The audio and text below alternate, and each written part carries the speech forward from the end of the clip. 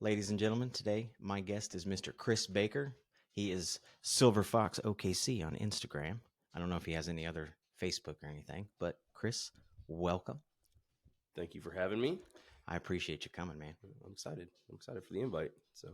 So, we'll just start off with this. The main reason I wanted you to come over and I asked you to be on this podcast is the post you made about your wife the other week, where you were just celebrating her. Oh, Samuels. I know. You're pretty. I'll pet you. But the post you made about your wife and celebrating her, and I think that's missed from a man's standpoint in our society. Is people always push off their lady or significant other, whatever it may be, sometimes, and don't really recognize the benefits of the spouse. And I was just curious your thoughts on that. Well, I'm really fortunate to been with my wife for 23 years now. Married 23 years or Married just been with? 17. Okay. Been together for 23. And I don't want it to ever be missed that I'm very happy with my wife and excited to be with her and, just love her. She does so much for our family, and I just want to make sure that in my position also, I do a lot of networking and a lot of events. And so I don't ever want there to be a question on who I'm attracted to, who I want to be with, and all that kind of stuff. And so it's like, I make it very clear that I'm happy, very much in love. Now, grateful. By that, do you mean like to other people that you don't want to misconstrue that to, or to sometimes Crystal? A little bit of both. A little bit of both. I mean, I definitely want Crystal. I think, and I can only speak for myself, but I'm pretty sure she knows how infatuated and how much in love I am with her. Yeah. But it's also for others as well. Women to are also emotional know. creatures. It's like, hey, just I don't want there to be any confusion. Like, this is my wife. I'm gonna be with her forever. Yeah. So that's good, man. And like I said, she's my rock. She helps me whenever, I have stresses and issues that I'm dealing with, not only in work, but just life. And one of the few people that I open up with about some of those things. So, yeah. Well, I know she's a good woman. I've known both of you for quite some time now. In fact, you both actually came over and helped unpack this house whenever Rachel went into the hospital years ago. I remember that. Yeah. I mean, y'all are both really good people. Well, I mean, I just think it's what's right, and it's what I don't know. A lot of people are having issues with, like, a lot of men have issues with depression as of late, but not just men. People in general have issues with depression and things like that. And from what I've witnessed, the more you can give of yourself to others and be of servitude, just the more like that, the better you feel. Like, it gives you a sense of purpose. I think that we're put on this earth to help those around us. Now, where does that come from in you? That servitude that you're talking about, like, is that just an internal thing that you feel? Is that something that somebody taught you when you were younger? Like, I struggle going between like a people pleaser, just because I think it's what I should be doing. That's probably how it was maybe in the past, until I started setting some boundaries on what I can and can't do at the expense of my time. Right. Like, say I do too much for others and not have the time for my family or my kids. Like, and that probably came back more around whenever my kids were born. And it's like, hey, I can't spend all my time with others and not give my family that same respect. Yeah. And so, kind of learned to set some boundaries. I'm still probably not the best at it, because I do a lot of, events and things like that with my career. But yeah, I just think I feel good whenever I give of myself. I've always been a very positive, optimistic type person, and firm believer in karma. I just think the more you help others, the more it comes back to you in the long run. And every time I've practiced that, it's gotten better. And I think that, mindset is a practice. Absolutely. You have to practice that. Otherwise, what you tell yourself, the thoughts you put in, is what you're going to believe and the way that you're going to act. And um, so yeah, I don't know where that came, where exactly it came from. I just feel like I've always been kind of in the service acts. I mean, I was in the restaurant business for 20 years, Yeah. so started when I was 14. So it very well could have been from there. I don't know. That's true. You definitely learn how to read people in the restaurant business and everything too. So Well, just take care of people. It's like you try to anticipate their needs, and exactly, that's what makes you better at it. dude. There's so we'll get on to waiting tables in a minute. Hang Okay. on, I don't want to lose my train of Okay, thought. you go. You said that sometimes you still have issues by balancing your career and your family life. Um, Whenever you notice those things, like how do you adjust? How do you readjust to focus more where you're needed at the time? I, Do you just literally push off work a little bit more and then focus on your family? Or do you just I stay think up later with your family? I think it's more of a just kind of balancing and knowing the time frames. Because I mean, whenever your kids are in school, you only get them for 30 minutes before they go to school because Hmm. you're getting everybody ready. Waking And them up, getting them ready for work. in about School. 3 hours. Yeah. And about 3 hours after, because my kids go to bed about 8:30. That's the goal, is get them in bed by 8:30. Hmm. So from 6 to 5:30 to 8:30, if I don't have an event that night, or if I'm not out working, which I've really tried to cut that down to about 2 nights a week. Like if I have more than 2 nights of events in a week, then it's like I feel like that's a little too much. Then I'll try to focus more on the weekend to make sure I'm spending that quality time with my kids. Yeah.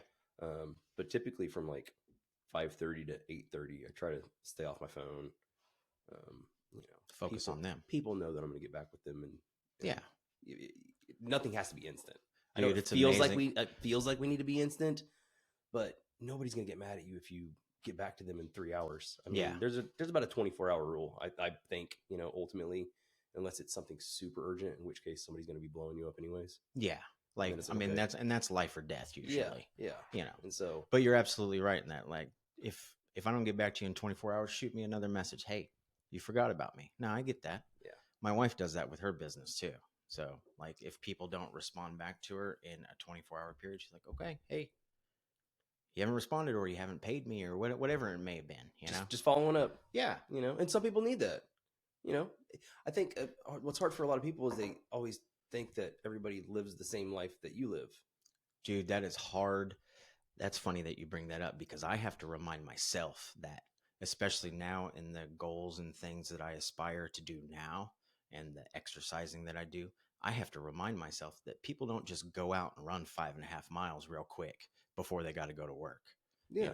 And not only that, but some people might, but well, but not there are a few that do. I'm just saying most people do not. Most people don't. And but not just that, just everybody has a different outlook on life. Everybody has a different experience of life. So everybody has different perspectives on life. And everybody has their own problems and issues. And everybody has their own issues. And that's one thing you talked about with me and my wife. It's like every now and then we'll get that, quote unquote couples goals type stuff, which I love. I mean, I think it's important to have people that you look up to in your relationship as well, and things that you're trying to accomplish. But Princess, she's showing her dominance. Yeah. She's like, hey, Kris, check me out. Hey, big boy. But it's also, we've gone through our issues. You don't stay together for 23 years without having your ups and your downs, growing apart, growing back together, learning how to communicate better.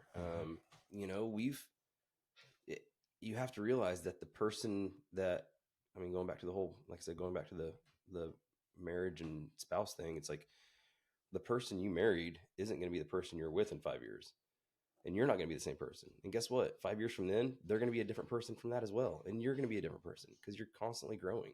Yeah. And so, the best way to kind of handle that is to leave space. And I think for me, and because I can only speak for myself, is I truly want her to enjoy her life, whatever that may be. That's how I think about my wife. That is a good way to put it, man. Because that's exactly how I think about my wife. And so a lot of people, like I said, that I hate that line. Well, it's like, you're not who I married or whatever, like you're different. Like, yeah, Duh. It's 5 years later. I mean, you're gonna be different. You're gonna have new experiences and you may have had one view on something 5 years ago. It's like this whole like cancel culture type stuff. It's like, and I'm ADHD, so I mean, I jump around on my tangents. You're all right. You're all right. But it's like, this cancel This culture is a long form conversation. That's the point of this. It's like, this cancel culture type stuff where it's like, I feel bad for my kids how everything is going to be documented from here on out in their life. It's like it's all recorded. And thankfully, we didn't grow up in that, because I mean, I did some stupid shit. 18 years old, Kris? 40. I just turned 40. Okay. I did some stupid shit whenever I was 18. I do stupid shit now, but you I'm didn't a little more film aware. it. But I didn't film it. Not everything was filmed.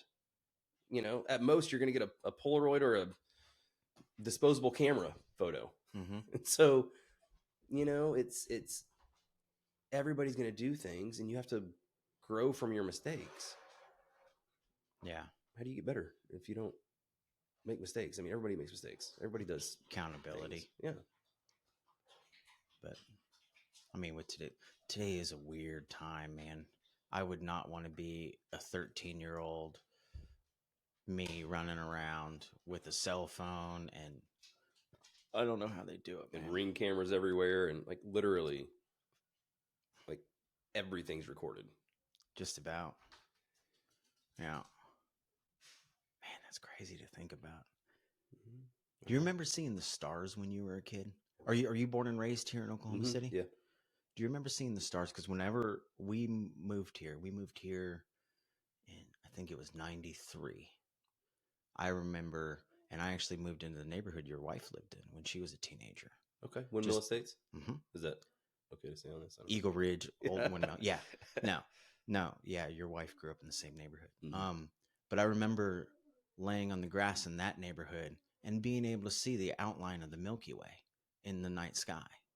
You remember seeing the stars as a kid in this city? You can't see them anymore that.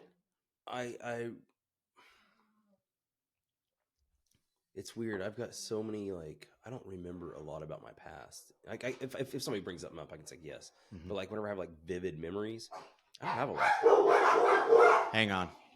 I forgot to close those blinds. That's enough. This is where your editing skills come into play, huh? I don't edit, man. Oh, you don't? Nope.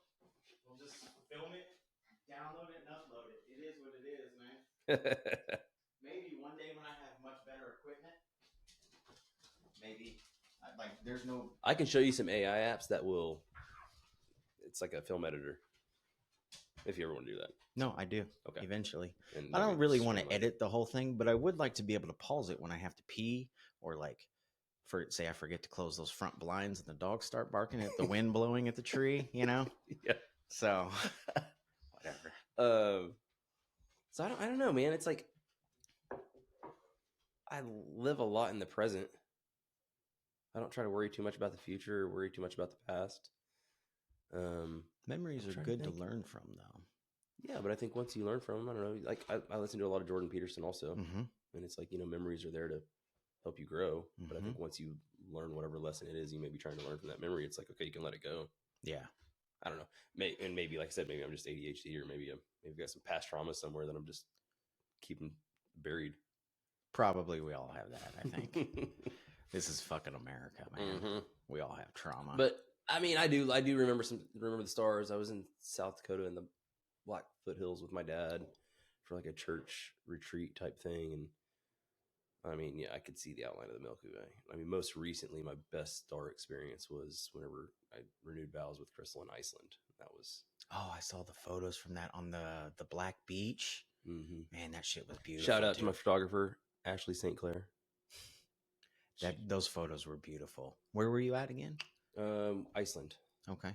So I've been following this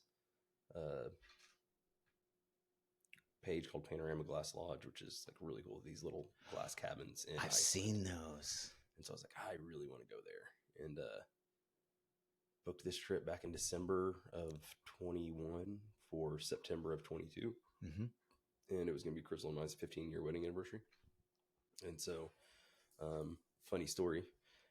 I we're driving down the road, and I'm like, okay, I kind of need to bring her in on this one. I don't want to surprise her, like, here's, because I kind of want to help her plan and have her help plan and all that kind of stuff. And so I was like, okay, I'm bring her in, and she's gonna hate me for telling the story, but It's okay. But she's like, okay. So I'm like, hey, we're gonna go to Iceland, and we're gonna take Ashley and Andrew because I want them to, get some really cool photos and document and stuff. And she's like, so let me get this straight. You're gonna take me somewhere windy and cold, and you're bringing people with us on our 15-year wedding anniversary. Do you even fucking know me? And I'm just like, I promise you, you're gonna like it. And I mean, That's a good impression of your wife too. Literally brought her to tears. She's like, I just don't know. Like, I just feel like you don't know. Like, I promise, babe. And so literally the next day, because it was around February, whenever we were going, I was like, hey, so I booked us the trip to Mexico, just me and her, to get away, go to the beach, her favorite spot in the world. Yeah. And so she was like, okay, I feel better about this. So, but yeah, Iceland was awesome. So we're at the Panorama Glass Lodge, right? Which is about 3 or 4 days into our trip. And they only had one night that I could book whenever I booked it back in December. Like one night for you to stay in the like one the night that was available. Lodge. Yeah. Okay. For me to be able to book. And so I'm like, yeah. So I get it. It's in September, like late September, which I chose September through March because that's the best chance of getting to see the Northern Lights. Okay. And so, I said, I want to renew vows there. So we renewed vows. The only night that we had this opportunity to see the Northern Lights ended up being that night. So we renewed vows. We're kind of laying there. We see this like white little wisp coming up, and we're just all like, Ashley and Andrew had their cabin like, at a different spot, but it was kind of right down the road.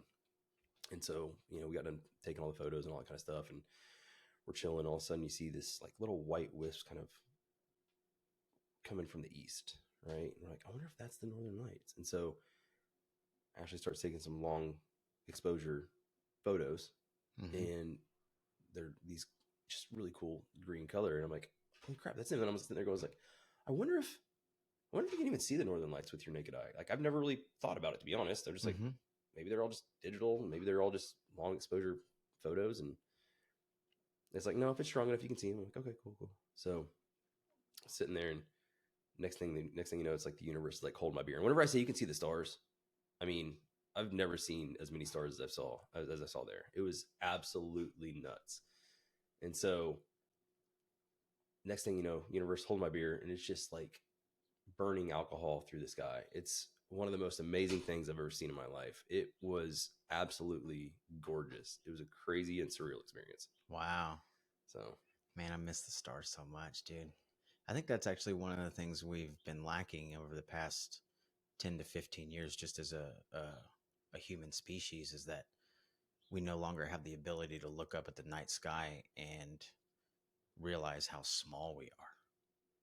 You know what I mean? yeah. I mean, you talk about philosophy and stuff, like just looking up at the night sky and seeing what you saw. I mean, did that give you a sense of like, did it humble you? You know what I mean? Like, I mean, I think that this whole experience that we get is a miracle in and of itself. I think what it made me do is probably realize that there's more of a higher power than we give it credit for. I mean, the way that all of this is orchestrated, and I don't know, it's just absolutely crazy. But yeah, I mean, from a humbling experience, yeah, I mean, you're in the grand scheme of things, you are a blip in the speck of space time and everything. but yet your life is still special. Yeah, that's the cool part about it. Yeah, is yes, you may be a blip in the overall grand scheme of things, but just the fact that you and I are sitting here having this conversation is something special in itself. You know what I mean? Yeah, it's that's kind of where all the philosophy and stuff that I've really enjoyed coming in. It's just, what kind of philosophy have you been so a lot of lately? philosophy that I've been listening to is or not listening but reading is kind of Marcus Aurelius and Stoicism and that kind of stuff. So Stoicism is, you do a lot of Stoicism. Have you read a lot of Stoicism? I follow a thing on Instagram that's a Stoic type. It gives quotes and stuff. I think Marcus Aurelius is on there. Yeah, he's one of the fathers of Stoicism. And it's basically the whole premise is basically you can really only control your own thoughts and actions, right? That's the main thing. Yeah. And which is something that I've learned recently over the past 4 years. the same with me. I would say I really started focusing on it about 5 or 6 years ago, and it's changed the course of my life. Mm-hmm. Because whenever you realize, and there was a quote that I had tried to follow for a really long time by Charles Swindoll, which is attitude. And the short version is attitude is 10% what happens to you and 90% how you respond to it. Oh, absolutely. I've heard that numerous times. Mm-hmm. And so, like, if you can keep that in the back of your head whenever somebody cuts you off on the highway, and realize that you don't have to get that pissed off that somebody cut you off and let it ruin the next 4 hours of your day. I mean, chances are that person didn't know that you were there anyways. I mean, to be honest, I doubt that they were doing it to piss you off or be malicious intent anyways. Yeah. And even if they were, what does it matter? Even if they were, what does it matter? Like, you're not gonna change their mind by being mad. That, yeah. So I had a dude flip me off the other day. Actually, I was coming home from work. So I work in Bricktown, and I was driving home. It was 10 o'clock, 11 o'clock at night. We were all leaving downtown. I think it was after a Thunder game. And he was going really slow to get on the highway. So I sped up and then went around him as soon as the highway opened up. And as I went around him, he flipped me off. And it just made me laugh. Like, I'm sorry you're going slow, old man. Like, I drive slow. Like, I drive like a grandpa, and you're driving fucking slower than me, grandpa. You're making it dangerous at this point. Oh, man, you can't enter a highway going 50 miles an hour. No, yeah. Like, somebody gonna run up on you. Yeah. Tailgate and slam. You're in my way. Move. And the old man, little chubby fingers, just wow. It was really funny. But yeah, so stoicism is kind of what I've been studying a lot more. Trying to live by that for the most part. How do you what's the best way to put this? How do you put it in practice? The biggest thing is mindset. Kind of goes back to relationships too, right? If you're not in the right mindset, then how can you, either be of service to those around you, or manifestation? Like, what are you really wanting to? For a minute there, so I like for like manifestation and things like that. It's like people are always like, oh, how do you can't manifest things, and I'm like, well, I mean, it's proven in quantum physics that vibrations match and they attract other similar vibrations. So it's like, what are you putting out there, right? And so mindset's a big one for me. I try to make sure that I'm grateful and try to stay positive and attitude of gratitude. Yeah, and look at the positives in life, and find, because misery loves company, but so does positivity. Mm-hmm. Right? And so what do? Do you try to, what do you want to attract? You want to attract somebody that's always mad at the world, or do you want to attract somebody that's happy and positive and try to move forward? Yeah. But once again, like I said, it kind of goes back to, for like relationships in general, if you got to be the best version of yourself to really be there for others as well, and especially my kids. Like, I want to be the best version of myself for my kids. Right now, they, look up to me and see me as their best friend and hero, and I know that they're watching. I know they're imitating, and so. And I mean, even if they're not watching, kids are a sponge, man. Like, I don't have children, so but observing friends with kids over the years, kids are a sponge, man. Mm-hmm. A sponge. All it takes is you saying something one time, and then them overhearing it, and then 3 weeks down the line, they either repeat it or do something. And they act like they don't hear you. That's the part that's frustrating. It's like, I know you understand, because I know you heard what I said. Yeah, they do that shit all the time. Like, the stuff they don't want to hear. It's very selective hearing for kids. Oh, absolutely. Even though that they're hearing and they're listening. It's funny. Like, how old are your children? My son is 7, and my daughter she turns 5 in about. Is today the 2nd? About 3 days. Today's the 2nd. Oh, the 5th. So I'm a March baby too. Yeah. So is Crystal. That's right. Hers is when? 25th. Mine's the 14th. I'm doing one. Do you remember? Did you know Eric Shoemaker? Do you know Shoemaker? I feel like I know him. He's got the same birthday as me. We're doing a birthday podcast together. Oh, nice. On the 14th. So explain all the exciting things about the 14th of March. All your crazy stories. Our birth is the most exciting thing. So, I mean, yeah, it's in your world, it probably is. No, Albert Einstein was actually born on March 14th. Oh, so very cool. He's a little bit more popular than I am. Well, I mean, that's maybe other people's perspectives, but well, I'm just saying the dude came up with E=mc².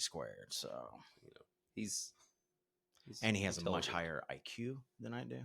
I know that for a fact. I took one of them tests, and "them" is not the proper word.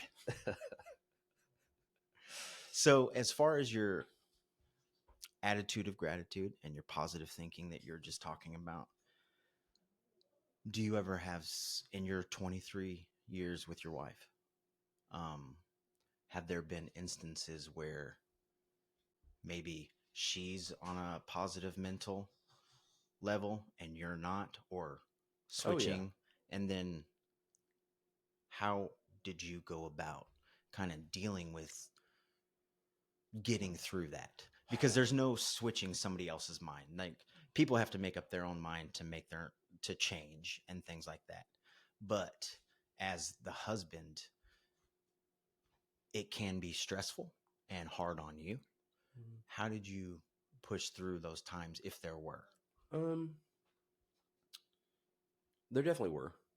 And, there's short time frames where obviously maybe she's having a bad day and I'm not, or vice versa.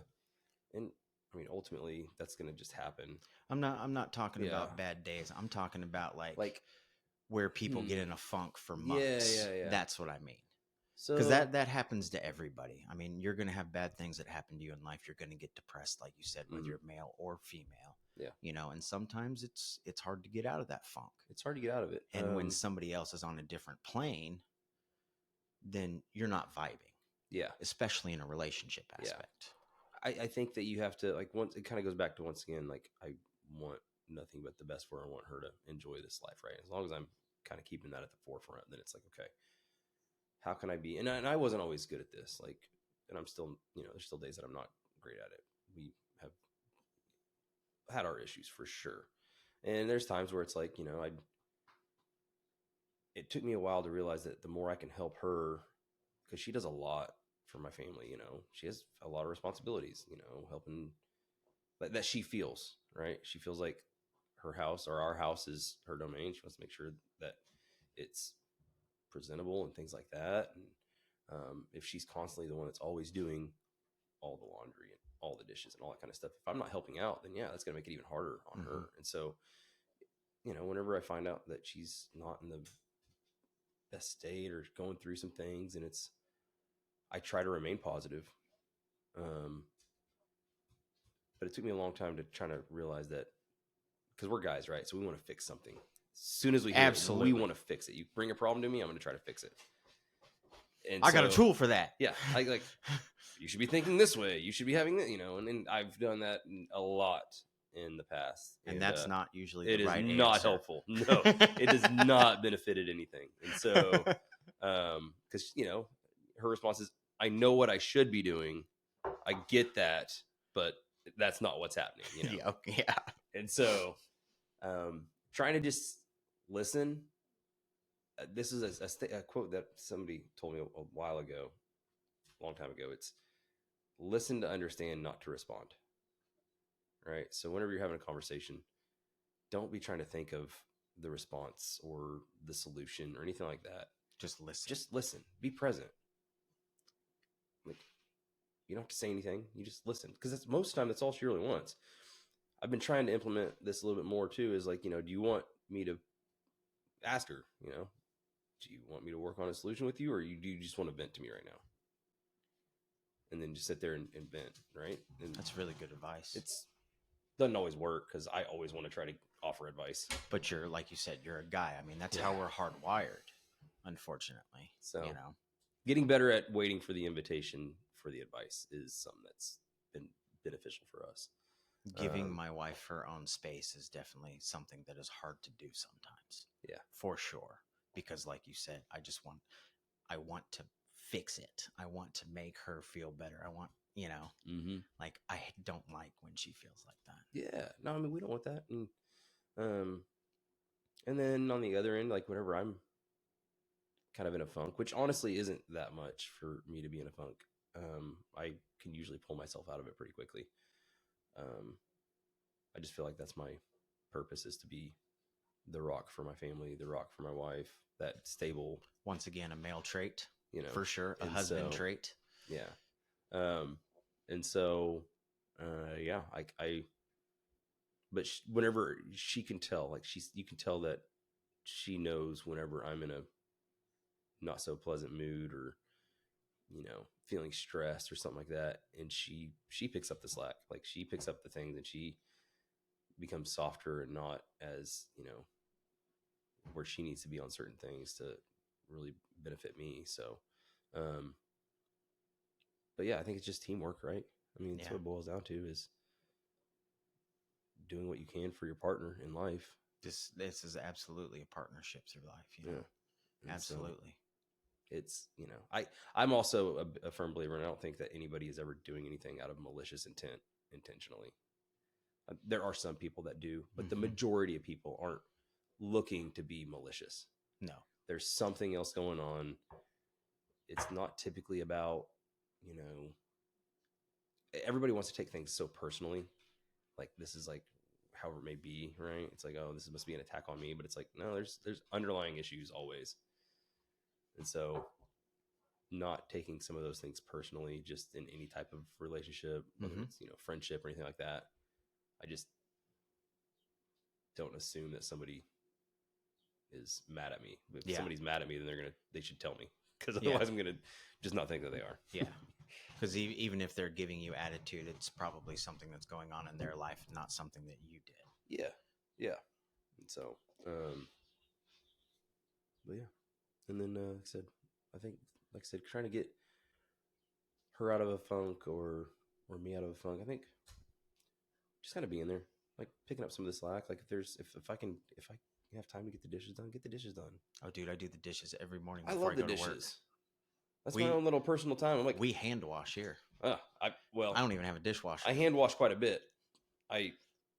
My wife used to not load the dishwasher the way that I like the dishwasher loaded, and it would drive me crazy. I'm just like, what are you doing? Are you a freaking barbarian? That's folding laundry with my wife. Dude, if this was the hanger and she was hanging something, she would literally, it seems like she just kind of threw it at the hanger and it landed on there, and then that's how she hung it up. Oh, it drives me crazy, dude. Crazy. Yeah. I will fold laundry before she does. It's like, putting dishes in there and they're all over the place. They're not uniform. And it's like, the water's not even going to hit that. Like, the water's coming from the bottom. It's got to hit to clean the dish. Like, what are you doing? But you know what, man? I feel like she's changed her ways on that, though. She's a lot more organized on the dishwasher, because it would drive me crazy. I'm just like, please don't touch the dishes. Like, I'll just do it myself. That's what, like, laundry, man. It's like, here, I'll just fold it. I'll fold it. Leave it alone. Even the towels from her job, she cleans houses and she comes home with towels. Like, I fold those neater than she does. Like, it's just, I don't know if that's the growing up in a military family and then joining the military, and it's like every corner, like they're all laid the same direction. It's retarded. Yeah, we've got this like counter in our laundry room at the house now, and she's like, well, this is what this is for. It's to lay the laundry out. And I'm just like, I'm different, because she wants to do it all right there, and what I want to do is take all the laundry and go throw it on our bed, because I've got a nice big surface to just kind of put everything out and try to knock it out quicker. So we definitely have our differences there. And all sorts of stuff we have our different, and that's another thing for us guys to try to do, is like get better at, she has a way to do it. Let her do it. Like, why do I have to make a comment on how I want this done? You don't. I don't have to make a comment. You don't. Exactly. That's the answer to that. And so learning that, like, that's helped. Yes. Those little things, though, like when I look back like telling you the story about my wife and hanging up clothes, like those are the little fucking things that I love about her most. Those little things that annoy me. Breathe, princess. She's old. Yeah, her time is coming. Yeah, we just had 2 puppies that we had to put down a couple years ago. She's a sweet girl, but she has high blood pressure, heart issues. She has some sort of dog disease. I don't know, man. She's on pills every day. It's retarded, but we love that girl. And I would spend 200 and some odd dollars every month on pills for her until she goes. Well, it's a good heart. Well, not to divert from our conversation, but the best word that I use to describe dogs is genuine.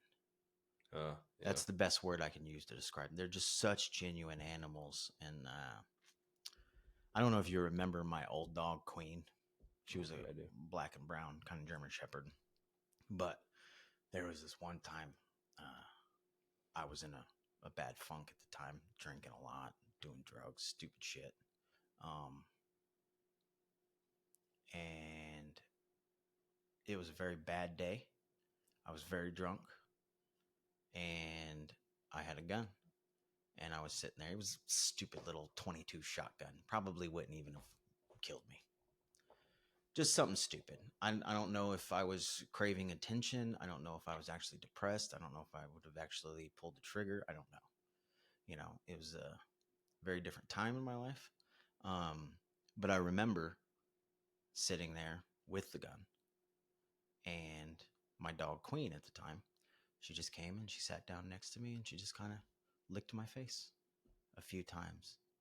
And I bawled like a little girl and I hugged her and she just, they're just genuine animals. Mm-hmm.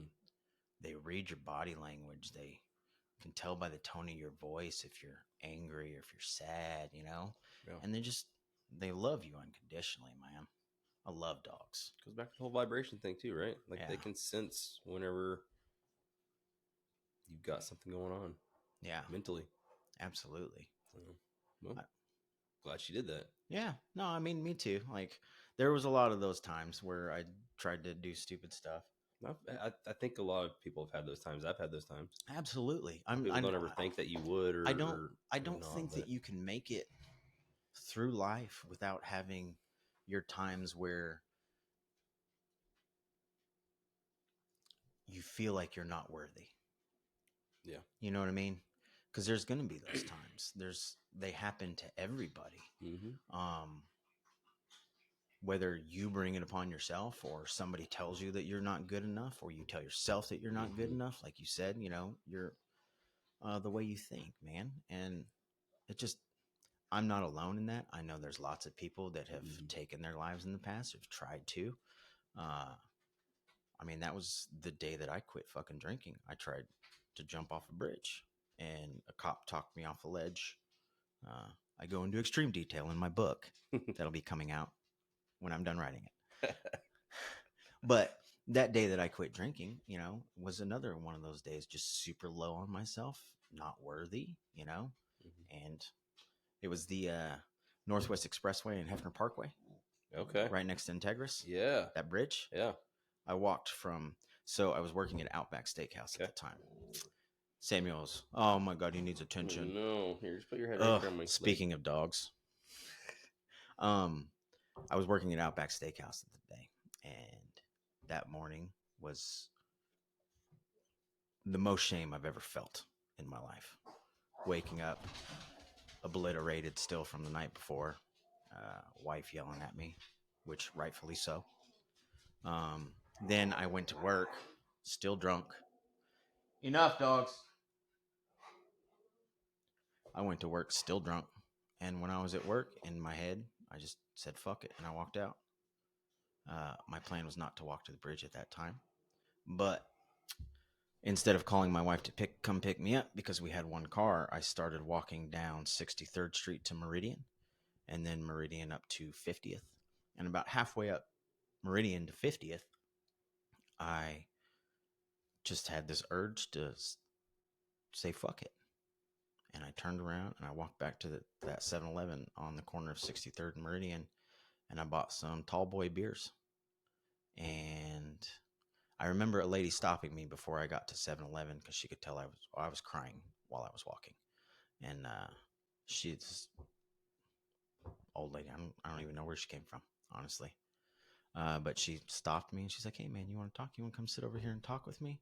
Some lady I'd never met in my life, and I kind of brushed her off and I said no. And I went inside the 7-Eleven and bought tall boys and then walked down that bike path to that bridge on Expressway and Hefner Parkway, drinking the beers the whole time. At Portland and Expressway, I just walked through the Portland and didn't care if a car hit me. I just walked through it. It was a really bad day, and ended up getting to the bridge, and some other things happened. But eventually, a cop came and kind of talked me off the ledge and got me to one of those places. I don't know what they call them, but if you ever try to hurt yourself in any kind of way, they mandatory hold you for evaluation. It was one of those places, whatever they call those. And I haven't drank since. Wow. Haven't drank since. Haven't done any kind of hard drugs or anything. I mean, the only thing I do now is I smoke weed and I occasionally take some mushrooms. But as far as anything hard or alcohol, I haven't done it since. But I'm not saying everybody goes to that extreme with their thoughts, but definitely everybody has those thoughts where they don't feel like they're good enough. I mean, look at teens now with social media. That's another thing. Like, I can't imagine living in this time, like comparing yourself to everybody across the world at your fingertips that look like they're having these amazing lives while you have a mom and dad that live paycheck to paycheck and can't buy you the new Gucci purse or whatever it is that you want, and just the depression rates have skyrocketed since those things have come out. That's enough. It's, that's one of the things that I don't, you look at the research and I'm like, I don't want my kids to have social media. I don't know when I'm going to allow that to happen. Do your children have a phone? No, they won't have a phone. They won't have anything like that until, I don't know. I have not decided yet, to be honest. Yeah.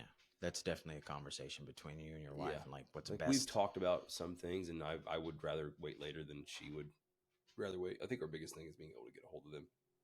But there's other things out there. But you can buy a flip phone and put minutes on it to get a hold of them. Exactly. They don't have to have a smartphone. They have those watches also that doesn't have the access to all that stuff. And not to mention, it's Instagram and Facebook. It's just a highlight reel. Absolutely. That's why I try to post, like I was picking up dog shit in my backyard the other day, and I took a picture of a pile of shit. And I was like, "Hey, not everything's all sunshine and gummy bears. I'm out here picking up poop today." Yeah. That's why I try to do those things. Well, it's needed. You need to have that real stuff on there, and I think there's more people that are getting that way. But, for the kids, I mean, that's something that we don't typically try to allow them to have screen time during the week. Go, Kennel. We don't try to let them have that screen time during the week. We don't try to.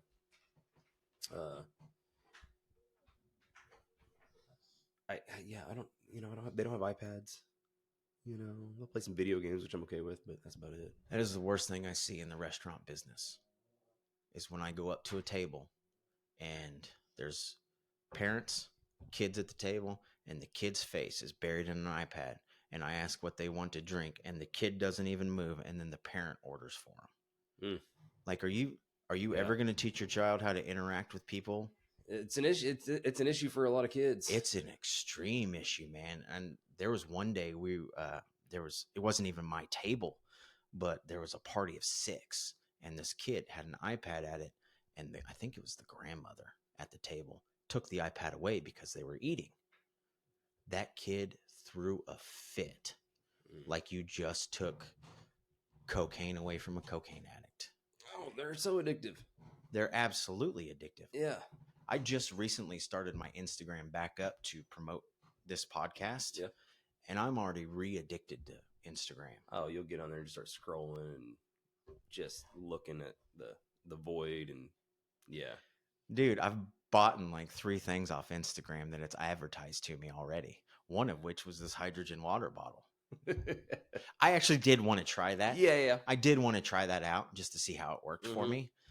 But had not been for Instagram, I wouldn't have seen an ad for it and bought it. You know what I mean? Mm-hmm. Like, it's absolutely addictive, It's man. consumerism at its finest. Do you think that there's any kind of should there be any kind of age limit on smartphones, social media for children? Like, I mean, for example, 16. Say 16, you can actually then open up a social media account.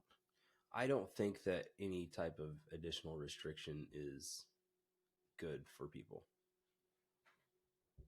You know, I think that there is, I think it's a parent's responsibility. And unfortunately, there's not always that great of parents that are going to be out there. There's a lot of shitty parents. There's a lot of shitty parents. And that's part of life. And guess what?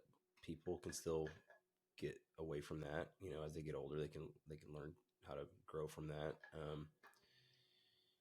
You know, I don't think the restriction on it would be the answer to it. Now, for me personally, yeah, there's going to be an age limit that they're going to be allowed, and then there's going to be a time limit that they're allowed, and then there's going to be you know, I'm not just going to let them just have free reign over the internet, because you know, I like the amount of pornography that's out there is it's ridiculous, and it's so easy to get to, and so, and you know, and like, hell, I remember whenever I was younger and I stumbled across some nudes and some VHS tapes. Yeah, and, you had to. I mean, I was hooked. I was like, "Oh my god, this is amazing!" And I can only imagine the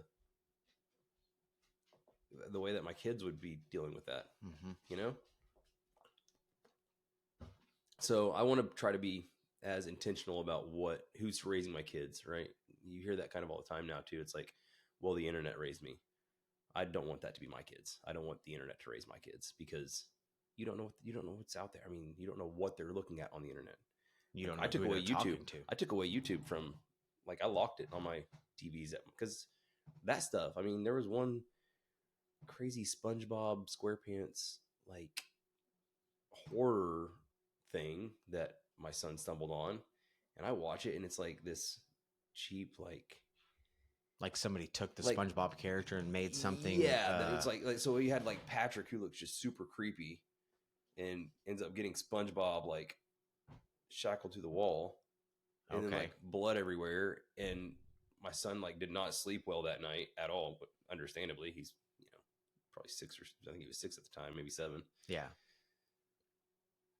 And I think he was probably 6. Yeah. And I'm just like, how the hell did you stumble on this? Right. And so I'm like, no more YouTube. I don't, and not to mention, and it's not just that. It's also whenever he wants to start watching, you know, these kids play with toys or unwrap things. Like, you wouldn't understand this because you don't have kids, so you don't know what. You talking about like the same type of kids that watch other people play video games on YouTube, kind of thing? Similar to that, but it's like, you know, it's like, oh, look at this cool toy I just got, and I'm playing with it for a minute, and then it's like, oh, look at this other cool toy, and there's just so much out there. I'm like, why are you like, no, get outside, like, go do something. Like, you need to be outside. And then, but I mean, you know, half the world's afraid that the kids are going to get kidnapped, and rightfully so. You still need to be aware. I'm not saying don't be aware.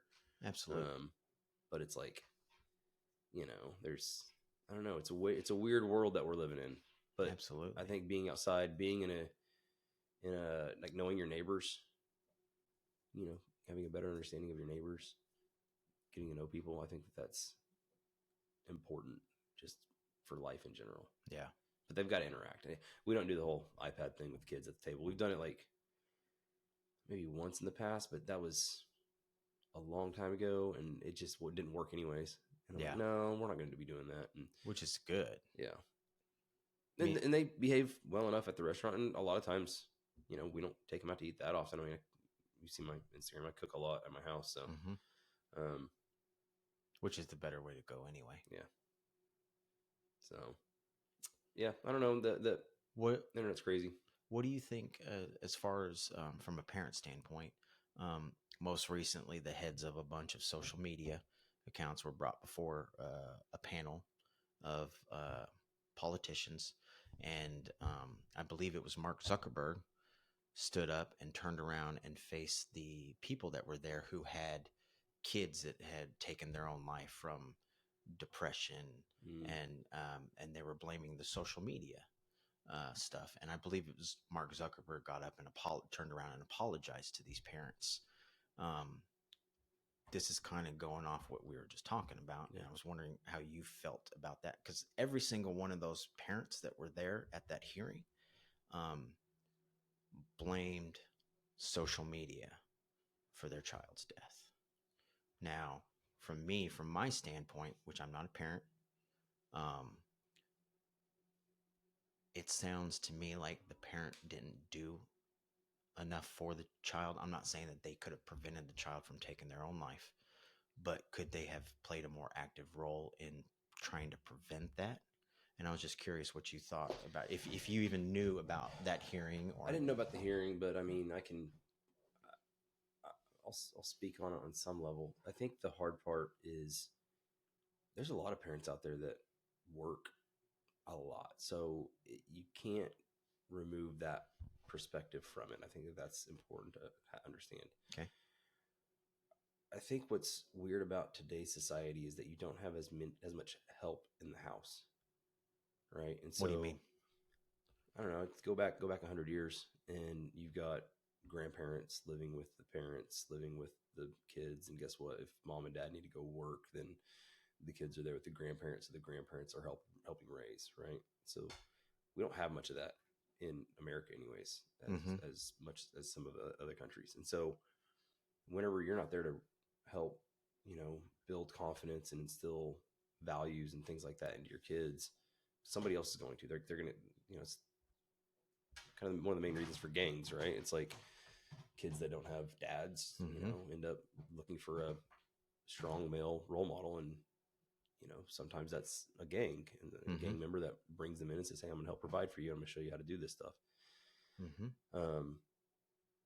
It Yes, I think that there is. I think you always have to take some responsibility for what happens in your world. Like, could you have done better? Possibly, but I think that it's important to kind of take that into consideration too. Is like, if they don't have the support and they have to work and they have to do all these other things, and what's the best way of, keeping your kid distracted so that you can do some things? It's like, put it on the internet, here, get on your social media, or not pay attention. But I think, once again, that's, I don't know. I try not to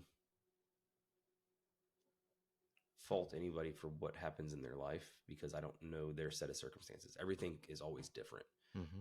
Absolutely. For me personally, I plan on being heavily involved in my kids if they ever get social media. I don't know. Like I said, that's a little ways down the road. But if they're ever on it, then I'm going to be right there with them. And I want to have conversations with them too. I think that's another thing, is having deep conversations and not having these just superficial conversations with your kids. But just like you go back to relationships, like marriages and stuff like that, you train whoever you're talking to respond a certain way based on your reaction to what they tell you. Right. So if say my wife comes to me with something that she thinks I'm going to be upset with, how is she going to actually come to me with that? Or is she going to be like, he's going to get mad. I don't want to talk to him because he's going to get mad. Yeah. And that was a big thing for me and Crystal for a long time, is like, I had, we started dating at 18. So, if I told her one thing, it's like, okay, I'm not gonna tell her this now because I know she's gonna get mad. I know what her response is. I already know what her response is, right? And that's not fair to her, because I'm not allowing her to grow and say that my response can be different. Yeah. I can have a different view on this. Same thing with kids too. It's like, I'm not saying don't sugarcoat some aspects on the age, like what they should be, age specific type conversations, but also don't be naive enough to think that if you don't talk about it, they're not learning it from somewhere else. Yes. Allow them the space to say, hey, one of my friends said this. what do you think about it? Like, what's your thoughts on it, Dad? Because I want to, like, I trust your opinion more than I trust this, peer student. Mm-hmm. And so that's my goal. We'll see if I get there or not. I don't know, but I try Cross not that to bridge when you overreact. get Yeah. to I it. try not to overreact whenever it comes to, conversations and things like that. That's good. I like that. That's a good answer. Like I said, I think there's a lot of times where people train other people on how to respond. And even if they didn't, somebody else did, right? Yeah. That's, you go back to that relationship aspect of, marriage or boyfriend, girlfriend, or, husband, spouse. It's like, you can't bring in to your new relationship. Cause I've had a lot of people that have asked me, it's like, how do you and Crystal do it? How have you guys stay together so long? And one of the first things is like, you can't bring in your bad relationship from your previous relationship into your new relationship.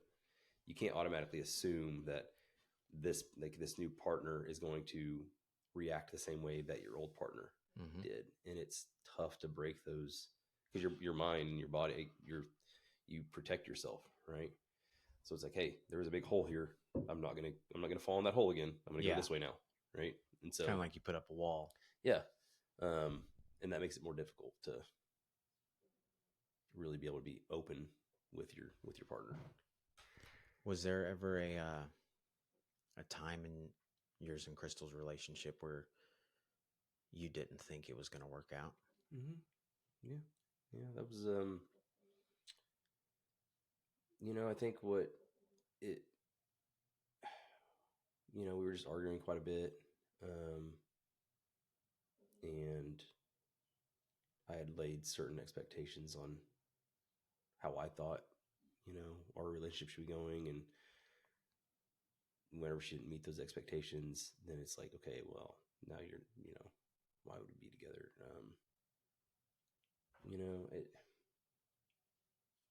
It's tough.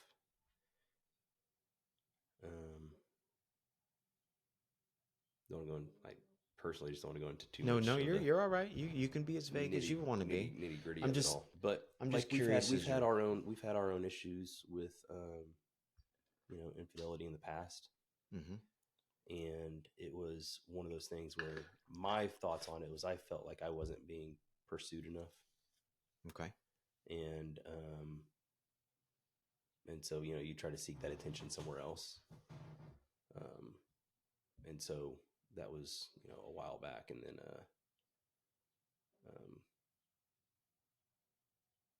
then, and that's just one of those things that, I don't know. It was just a tough time back then. It's like, hey, social media probably just came out, and it's like, oh, there's all these other, the grass is greener on the other side. Let's check that out. Plus, you were a young couple. Yeah.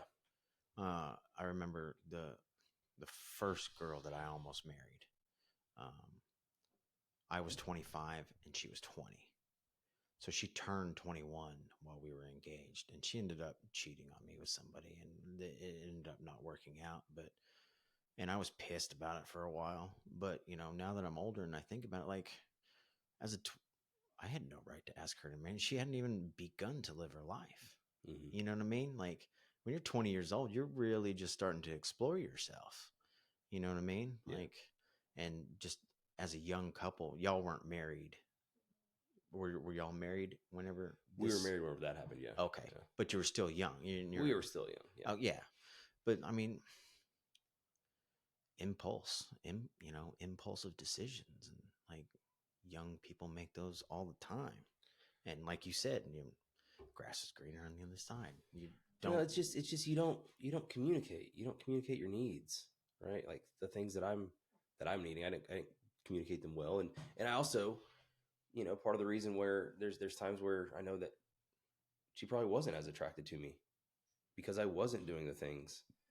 It's like you're just expecting somebody to just be attracted to you just because, right? Because you're married. Because you're married. It's like, yeah, you should be attracted to me. It's like, no, like, you got to work on the relationship. You got to communicate. You got to talk. You got to be more vulnerable. You've got to,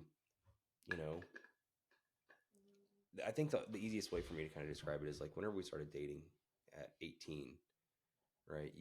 You have this mask up. I want to be this person for for her, right? Not I don't want I want to be the person for me, so I want to be the person for her. Like, Okay. and so you put this mask on, right? And then you're too afraid to ever take that mask off because you're like, well, what if she finds out the truth about me? What if she finds out I'm not who she wants to be with? And it took me a long time to get through that. I had a gambling issue that I hid from her. That's whenever we almost separated. That's whenever I almost had How do you hide a gambling issue? Because ended that's up, money. yeah, well, I had a lot of credit cards that were in my name and not hers. And Oh, okay. so, she found out about $14,000 worth of money at a young age. And Ooh. then, so she was like, okay, That was all due to we gambling? can fix that. Yeah, that was due to gambling. And then she found out the rest of it that I'd still been hiding as well, which was, I'd probably threw away about 6 figures as a younger person. And, hindsight, God, I wish I had them. I wish like, that's one thing that I wish I knew more about was finances. Was that back then? Was that an impulsive addiction, the gambling? Like, what rush? What was it that? I think I watched Rounders whenever I was growing up, and I'm like, oh, Which I is a can do good this. movie. It's a great movie. But I mean, I was going to these, apartment, no limit Texas Hold'em poker games whenever I was 17, 18 years old. And, whenever I started with one of my really good friends in high school, and we were playing online poker. Mm-hmm. And it's like the first time you can it. feel really good at online poker. I've played online poker, and I'm like, man, I'm the fucking best, dude. We made. I think we made like $600 that one night. I was like, holy shit, this is so easy. Yeah, we're gonna be rich. And then nobody ever tells you no gambler ever tells you all their losses. Like, there was one day I had to play blackjack and I was down $3,000, and this is like, I mean, it's a lot of money. It's a lot of money now, but I was down $3,000, got it up to about up 16,000, and I leave and I'm like, man, I'm feeling great. This is me driving down to Fire Lake, Grand. Leave next day, like, yeah, I'm going right back into it, man. I'm gonna double up again. I'm gonna pay off all my debt, right? Because it compiles. It's not like I can get myself out of this by gambling and getting it back, right? That day, all it takes is one good hand. Yeah, lost $3,000, and this is blackjack. I was playing blackjack a lot. Lost $3,000, leave, come back. Lost $4,000, leave, come back. Lost $6,000, leave, come back. And so I took that 16,000 that I was up, and I gave it all back within 4 days. And I had my I'm not worthy moment. Like, Crystal deserves way better than this. Like, there's somebody out there that will take way better care of her and give her the life that she deserves. And so I'm driving 80 down I-40 and coming up to an overpass, and I'm just like, just jerking the wheel. Maybe I'll just do it. I've got life insurance. It'll pay off all the debt that I've just racked up, and she'll be better off. And so yeah, that was one of the things that day I was on the bridge. I was talking to the cop. He's like, man, you're better off here with your wife. I was like, yeah, but she'll get $500,000 if I jump off this bridge right now. And he's like, no, that's not how insurance. Actually, it does, because after, I think it is 2 years, it begins to cover suicide. Yeah, because certain policies do. Certain policies. Yeah. My particular one did after 2 years, and that's one of the things I think, like, man, she'd be set if I just jump off this bridge right now. You know what I mean? I can take care of her this way. Like, yeah, way better taken care of her. I mean, hindsight, shit. I've provided a lot more than the $500,000 worth at this point now. I'm glad I didn't do that. But it definitely was in my thoughts, and then that was a rough time for us too. That's another time where I didn't know if we were going to make it. But you say those vows for better, for worse. Well, guess what? There's going to be some worse times, and you don't just jump off, and get out, because there's worse times. It's like, that's where you really need your partner the most to show grace and to, be there for each other. That's why right now it's like, my biggest thing is like, I don't ever want her to know, or I don't ever want her to think or not know where she sits, like, in my thoughts and in my heart. Like, she's my number one. Absolutely. All day, every day. Absolutely. And I try to make that, and kind of goes back to that post. I just try to make that apparent. Like, I put her over everybody else, including my kids. Like, she's my person. And that's why I complimented you that day on it. Like, because I think that's important too, is not only did you post how much you love your wife and how great she is in your life and everything, but at the same time, just as a man, putting her up on that pedestal, you should be recognized for noticing that about her. Does that make sense? yeah, I don't. Yeah, it does not, make sense. Not that you should, and that everybody should congratulate you for doing it, but I think that's my gift. Like, gotcha. So I listen to a lot of motivational speeches, especially when I'm like working out, going on long runs or something. They really fucking help. And if you're listening to this by any chance and you are feeling down on yourself, find a motivational video that you like. I'll post a link to one of my favorites and the bottom of this if you want to listen to it. But in one of them, Steve Harvey said, all you got to do in life is find your gift.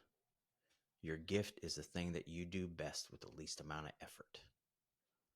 My gift that I've discovered about myself, which has just been recently, is making people feel better about themselves, whether it be through a conversations like you and me are having, or complimenting you on your post about your wife.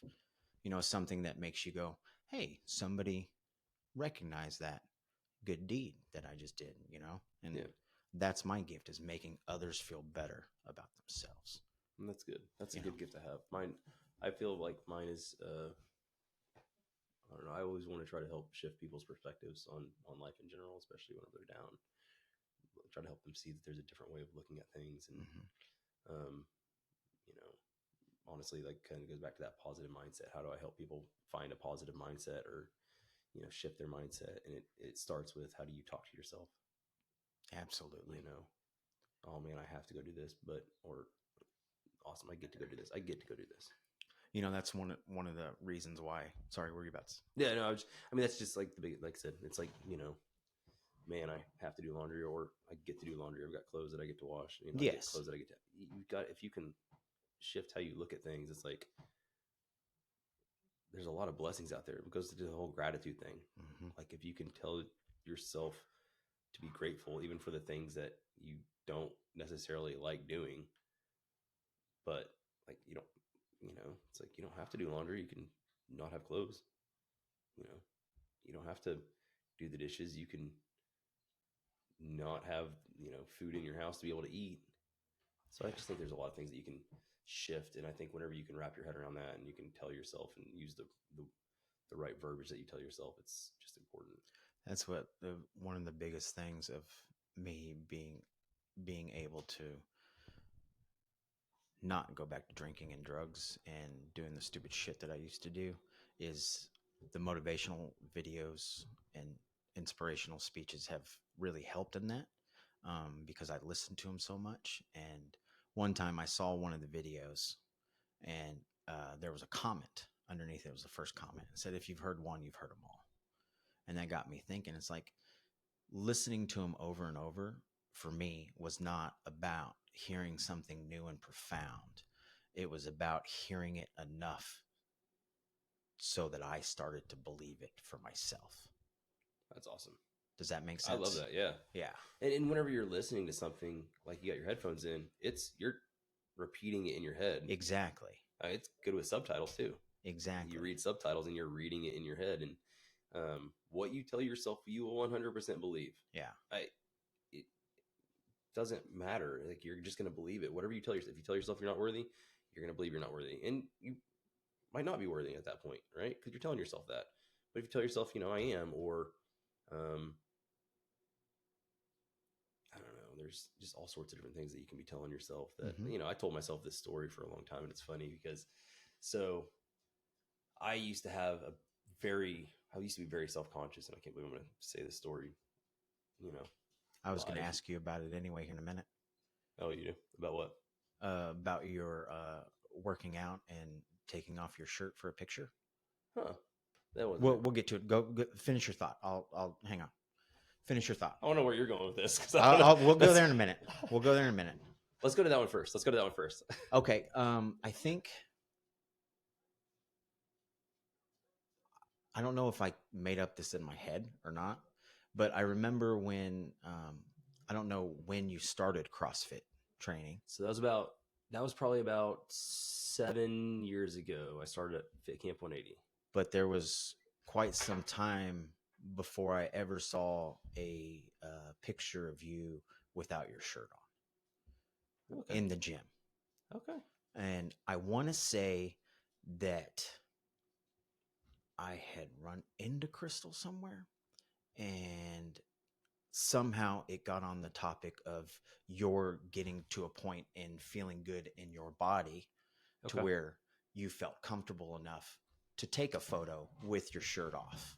Yeah, so I guess on that... is that kind of what you mean about being self-conscious? No, well, I mean, that may have been part of it. Which is absolute, because, I mean, that's one... So, basically, I think part of the big thing about me being self-conscious growing up was that whenever I was in high school, I had told myself this story. So whenever I was born, I had 2 birth defects. I had a cyst in my lower left ventricle of my lung. Okay. And I had something called a hypospathia. I have no idea what that is. Exactly. Well, I told myself that it was this story of so basically whenever you have a hypospathia, you have your urethra doesn't form properly on your dick. Right. Okay. So whenever I was born, I mean, I would pee 3 ways. Okay. Right? So I had this I would just triple stream, right? Okay. And so, and at one point I had told a friend about it, and I'm thinking like middle school, right?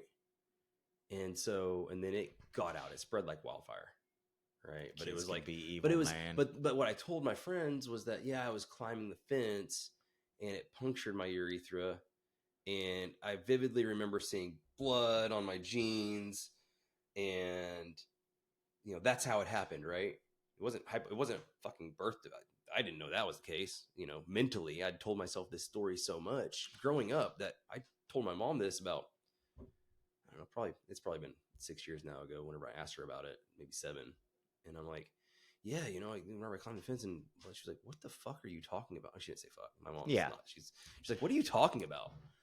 And I'm like, "Yeah, like isn't that how that?" She's like, "No, you were born with hypospathia as a congenital birth defect. Like that just is what it is." Like, whenever I was 2 days old, I got taken from my mom from the hospital she was at and shipped to a NICU at the Children's Hospital for 2 weeks before my mom got to see me. And so I was like, "What?"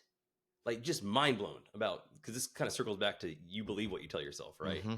So I had made this up in my head about how it happened, and just mind blown the fact that it wasn't true at all. Like, there was zero truth to that. Like, never happened. No blood on my jeans or any of that kind of stuff. So I'm sitting there and I'm like, I'm pretty sure I remember all the memories. And so, yeah, never happened. So that, spread. Anyways, it got spread around in high school that I had one testicle. And so for my nickname in high school was One Nut. So I was super self-conscious. Like, just like, oh man, everybody's always thinking about me, which you begin to learn that nobody gives a shit about you in high school. Everybody's constantly in their own head thinking about themselves. And most of them are just as insecure, if not more insecure 100%. Than you are. Yeah. And so, but you're in high school, you don't know that. Yeah. And so, so I was pretty self-conscious then. The whole working out thing, I wanted to get a tattoo, and I'd been wanting one for a while. And Crystal was like, I mean, if you're going to get a tattoo, you need to have pecs to make it look good. You need to look like The Rock. So figure it out if you're going to do that. So how the women in our lives can push us. It makes it, well, and not only that, but I mean, I kind of saw some pictures. I was over at a good friend's house playing beer pong in their pool, and I looked at the picture. I'm like, man, I was never like big. What was the biggest you ever got? I've always weighed the same. I've always weighed around 160 to 170. Okay. 150 to 170 at most. But I was just kind of skinny fat, right? Mm-hmm. Like poochy belly. Yeah, like very love flab, handles. like nothing major, but it was definitely not in good shape at all. And so I started working out. It's funny because Crystal ran into one of her good friends that she worked with, who was also kind of a chunky guy at the time. And then she ran into him at, I don't know where she saw him at, but he was cut. Mm-hmm. Like, she was like, babe. So I ran into Travis, True Grit. If you're ever looking for a good place to go work out, True Grit is there. But he was. Is that a gym? It's like a high intensity interval training gym up in Edmond. Ooh, I love HIIT training. Yeah. So she's like, hey, I saw Travis. He's looking good. Like, you should, like, he wants us to come do this challenge. I think we should do it. I'm like, well, how much is it? You know, I'm not going to spend that much. How much is it? Well, he said it's like only $75 a person. I'm like, you want me to spend $150 to go work out for 4 weeks, 5 weeks? He's like, well, I mean, I just think it'll be good for us. I'm like, okay, but if we're going to do it, then we're going to do it. Like, I'm not going to pay that money and then not do it.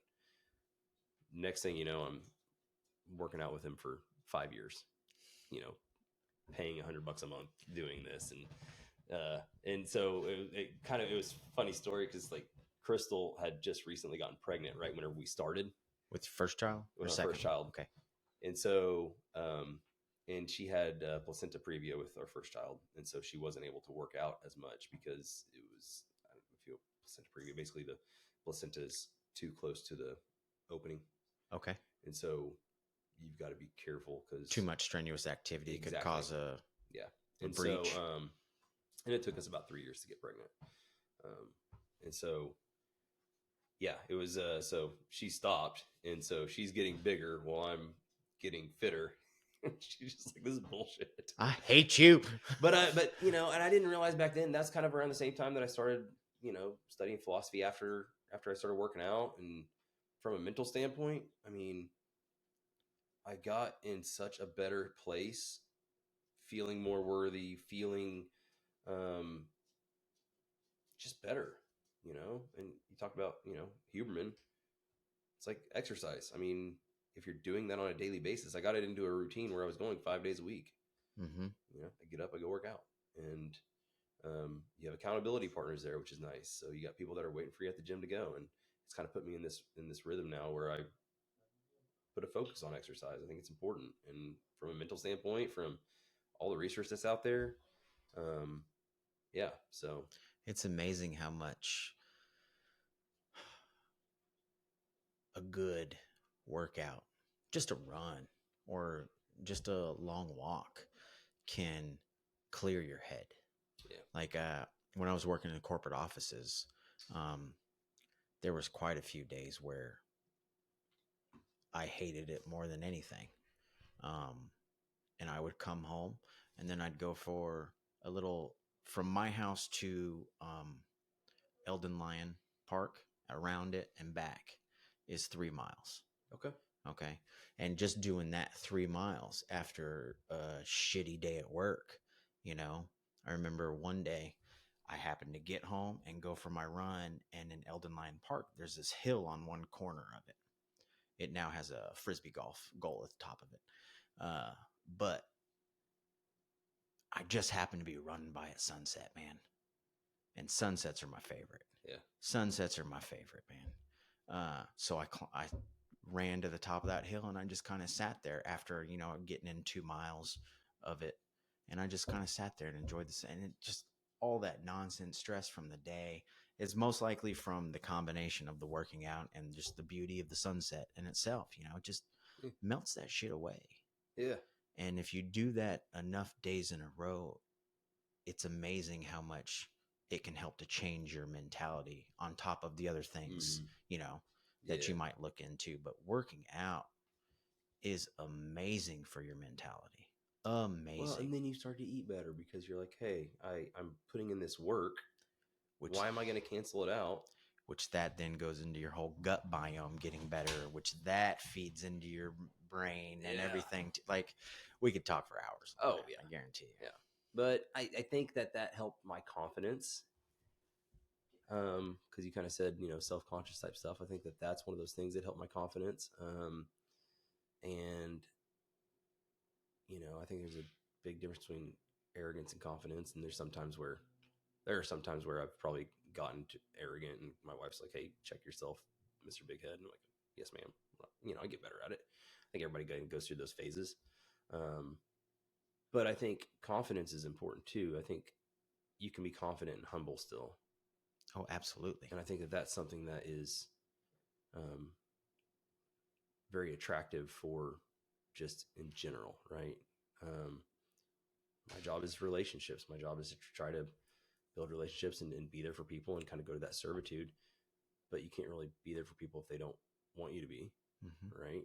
And if you're negative, they sure don't. Like, how are you going to help somebody? Like no, thanks, but no thanks. Yeah. So I think everything like that, just having good relationships, starts with positive, internal well-being. You've got to be able to put yourself in a position to be the best version of yourself, to be able to help those around. Absolutely. Right. And then be humble about it. Like, don't do things just for the sake of everybody else seeing it. Like, I don't care. That pisses me off more than anything. For other people to see. I can tell you how many times I've gotten out of my car to help somebody push their car off the side of the road because their car breaks down and everybody's just driving by, and I'm like, every time that I've gotten out to help somebody else has stopped to get out and help that person, help somebody, right? And so you've got like 2 or 3 people that are wanting to do that as well.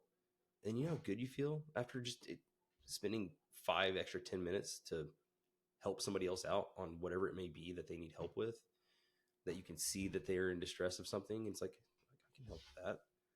Like, let's get it figured out. Right. Hold your thought. I gotta pee. Okay. You should not hold your pee if you're having a conversation. Do you have any kind of stoic saying that you can read to them while I pee? Because I don't have a pause button. I need my book. My book's out in my car. You got anything on your phone? Let me see. I can probably pull up a memory. There you go. Let's see here. I post a lot of these on my social media, on my stories, because I just like them. I think they're important. Let me go to my archive. Let's see what this day last year. What is it? Here we go. On this day, 3 years ago on this day, the Full Attitude quote by Charles Swindoll. The longer I live, the more I realize the impact of attitude on life. Attitude to me is more important than facts.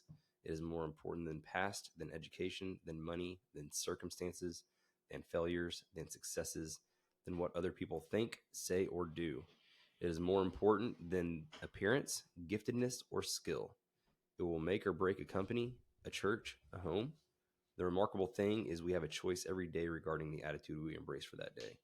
We cannot change our past. We cannot change the fact that people act in a certain way. We cannot change the inevitable. The only thing we can do is play the one string we have, and that is our attitude. I'm convinced that life is 10% what happens to me and 90% how I react to it. And so it is with you. We are in charge of our attitudes. 3 years ago today. Full quote. How amazing is that? Just saying. Hang on. Read that again. Okay. Just to reiterate it to people. All right. The longer I live, the more I realize the impact of attitude on life. Attitude to me is more important than facts. It is more important than the past, than education, than money, than circumstances, than failures, than successes, than what other people think, say, or do. It is more important than appearance, giftedness, or skill. It will make or break a company, a church, a home. The remarkable thing is we have a choice every day regarding the attitude we embrace for that day. We cannot change our past. We cannot change the fact that people will act in a certain way. We cannot change the inevitable. The only thing we can do is play the one string we have, and that is our attitude. I am convinced that life is 10% what happens to me and 90% how I react to it. And so it is with you. We are in charge of our attitudes. That's great, man. I love it. And that's 3 years ago today? 3 years ago today. Look at that. I know, right? You saved that. On this day 3 years ago. Wow. That was meant for this podcast, my friend. Right? It's the best the best words that I heard in that for me is you have a choice. Yes. It is your choice. And that is the biggest thing that has helped me over the years is realizing that it's up to me. 100%. And that's the basis of stoicism. I didn't really realize that because I mean I've been trying to follow that quote since I don't know. I feel like my old boss and mentor Ryan Suntkin from Charleston's restaurant. I'm pretty sure he's the one that introduced me to that quote. And I mean I've just been living by it ever since, or trying to live by it ever since. Obviously, everybody gets in their funk, and you're like, okay, how do I get myself out of it? But you have a choice, and that's the very much falls in line with stoicism. You know, you look at Nelson Mandela, imprisoned. Well, what did he do? Well, he used that time to get his law degree, do all these other things, And he changed so many lives, so many lives, and so and minds. And so I think you can always. I feel like we're on this earth to help others, like I said before, and so how do you do that? Well, you got to start by being in the right positive mindset for yourself. So Absolutely. where were we before you went to go pee? We were talking about just that. Oh, okay. We were talking about helping people. You had said something about helping people and not expecting something in return. Yeah. And I think that is a very, very good way to put it, because nowadays with everything, everybody's doing it for the gram, you know, doing it for the fucking post and the likes. Like, yeah, I've seen just people that I know. I'm not going to mention any names, but people that I know that do good deeds and film it.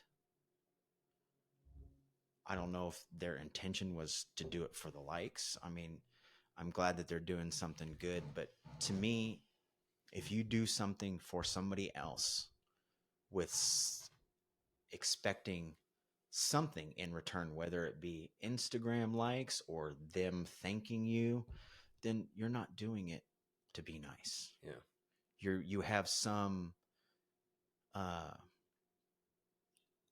intention behind your actions. I go a little bit on that exact subject of people doing it for a post. I go back and forth on it sometimes, right? It's like, okay, I'd rather see that than some of the other crap that's on the internet, right? So it's like, okay, they're trying to flood. Maybe they're trying to flood the Instagram with like, hey, this is a good idea that you might be able to implement in your life. If that's their intent, then I think that that's great. I don't know what their intent's going to truly be for. But then at the other time, it's like, hey, are you doing this for views? Yeah.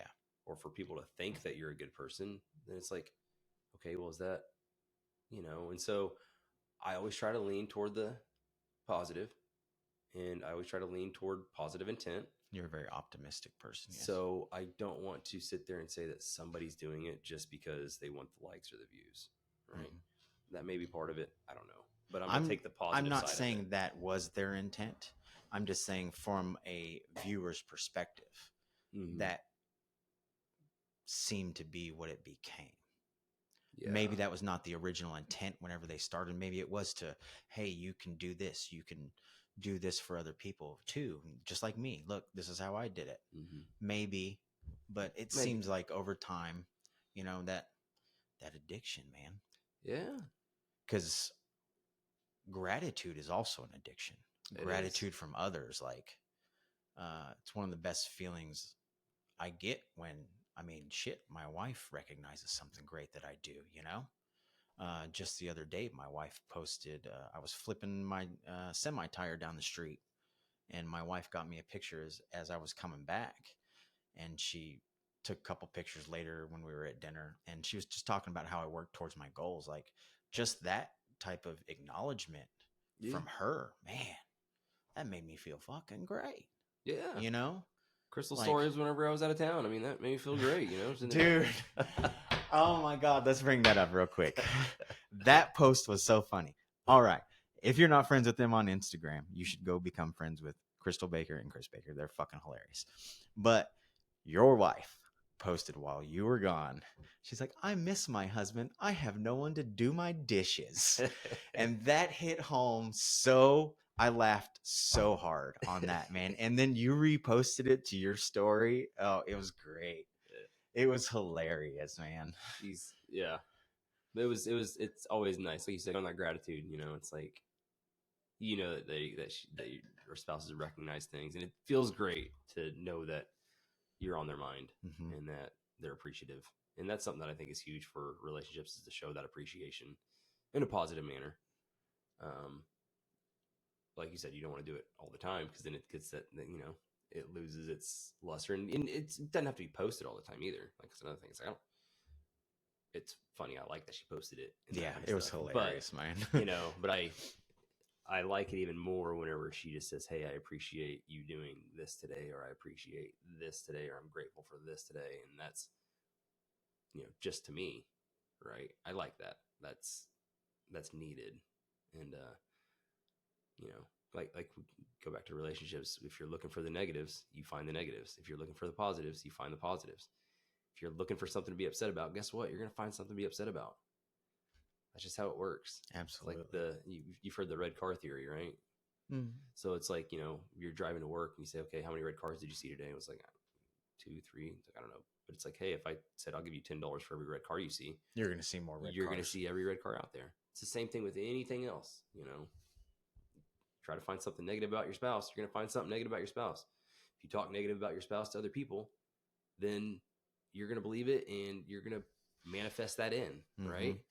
But if you're talking about the positive things and the good things, and you keep doing that, and that's what you keep at the forefront, because everybody's people.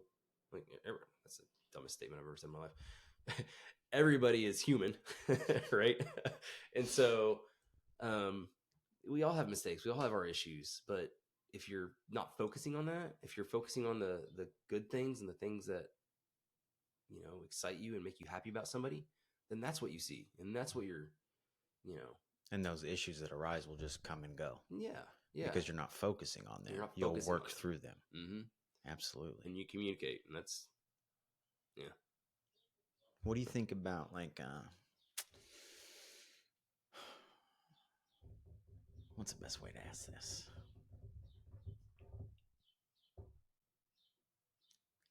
What advice would you give, excluding spouses, children,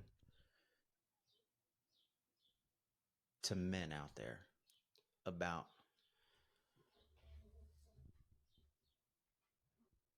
recognizing faults, accomplishments, worthiness?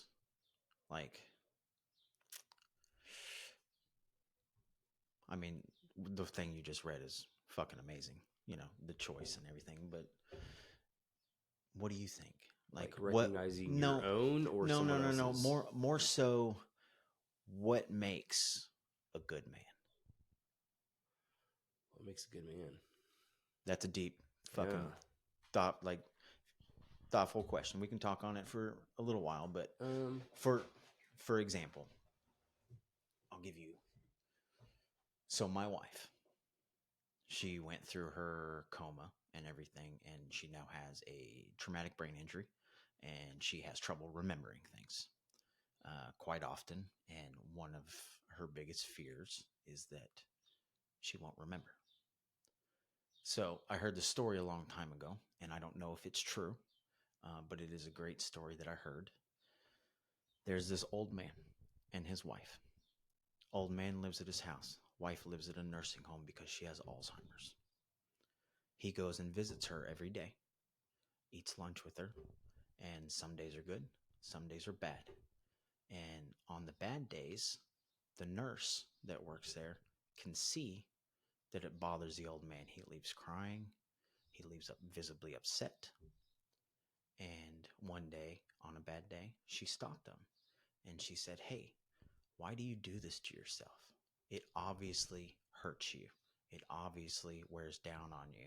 She doesn't even remember who you are." And his answer was, "I do it because I remember who she is." And that's how I try to love my wife. To me, that in the end, if my wife does have really bad memory problems, I want to be strong enough as a man to be there every day, whether it hurts me or not.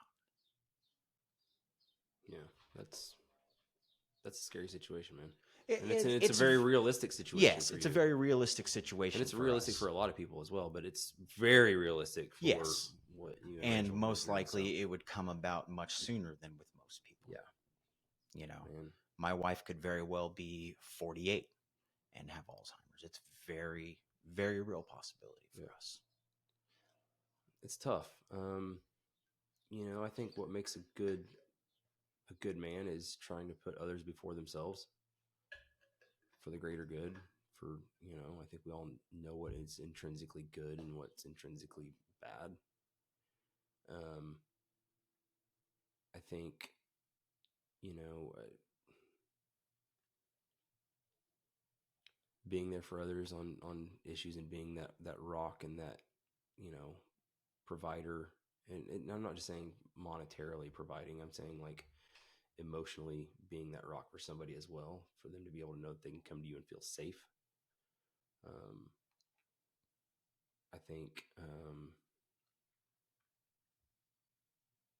in today's age, people are always want to be the first to get news out and things like that, or get, whatever the gossip is. Don't gossip. Like, to me, I'm a firm believer in, if I don't have anything nice to say, I just don't say anything at all. Kind of mind your own business.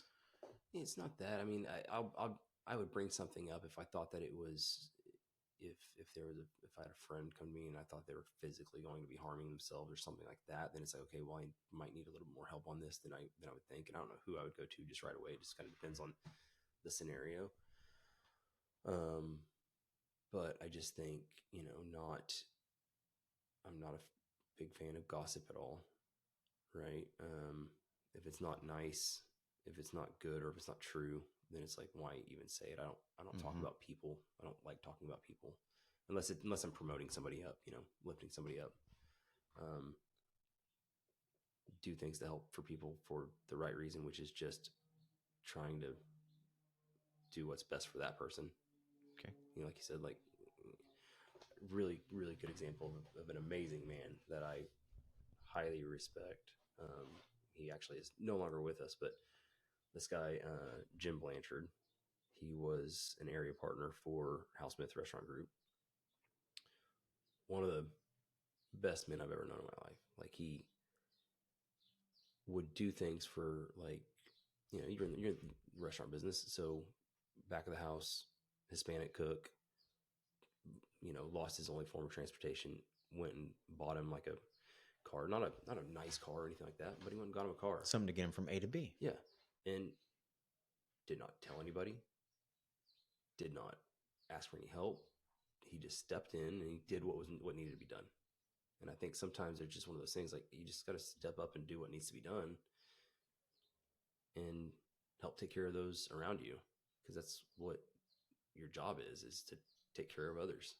And so, I don't know. I think that's something for me anyways, is I just try to, if I can help somebody, I try to help them as best as possible. Back to doing the right thing for people. Yeah. And sometimes you can't help, certain situations. And so, but I mean, ultimately it's, if I can help, I'm going to try to.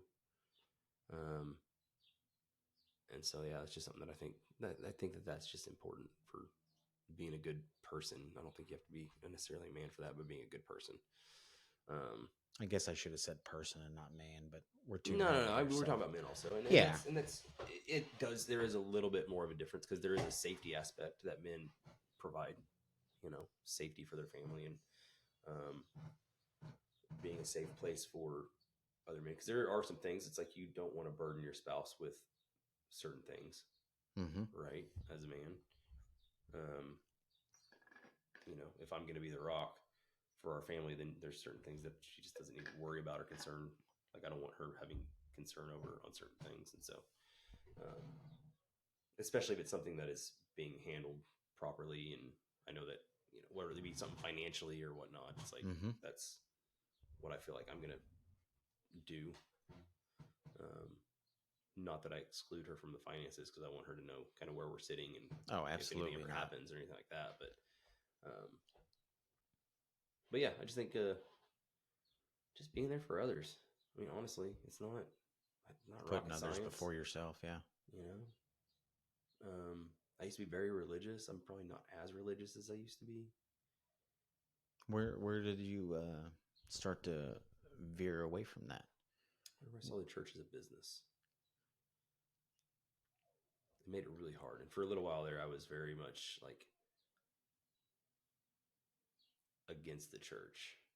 Now, is it the church or the religion that you? At that point, I combined them together, Okay. right? Because you also think about all the noise of, and I don't know exactly where I'm at on religion. I'm kind of more agnostic than anything.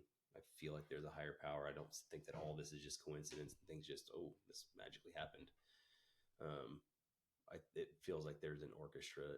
This is orchestrated at some level of the way that nature and everything kind of works. And there's, like I said, I like how I think that science and religion can go hand in hand on a lot of things. Plus, I mean, I think there's a lot of miracles and stuff that you see all the time. Oh, absolutely. Look at my wife. Your wife, the story of you and the doctor sounds like the angel that tried to stop you from getting on that bridge just to have a conversation, and then put another person in your life to talk you off of it.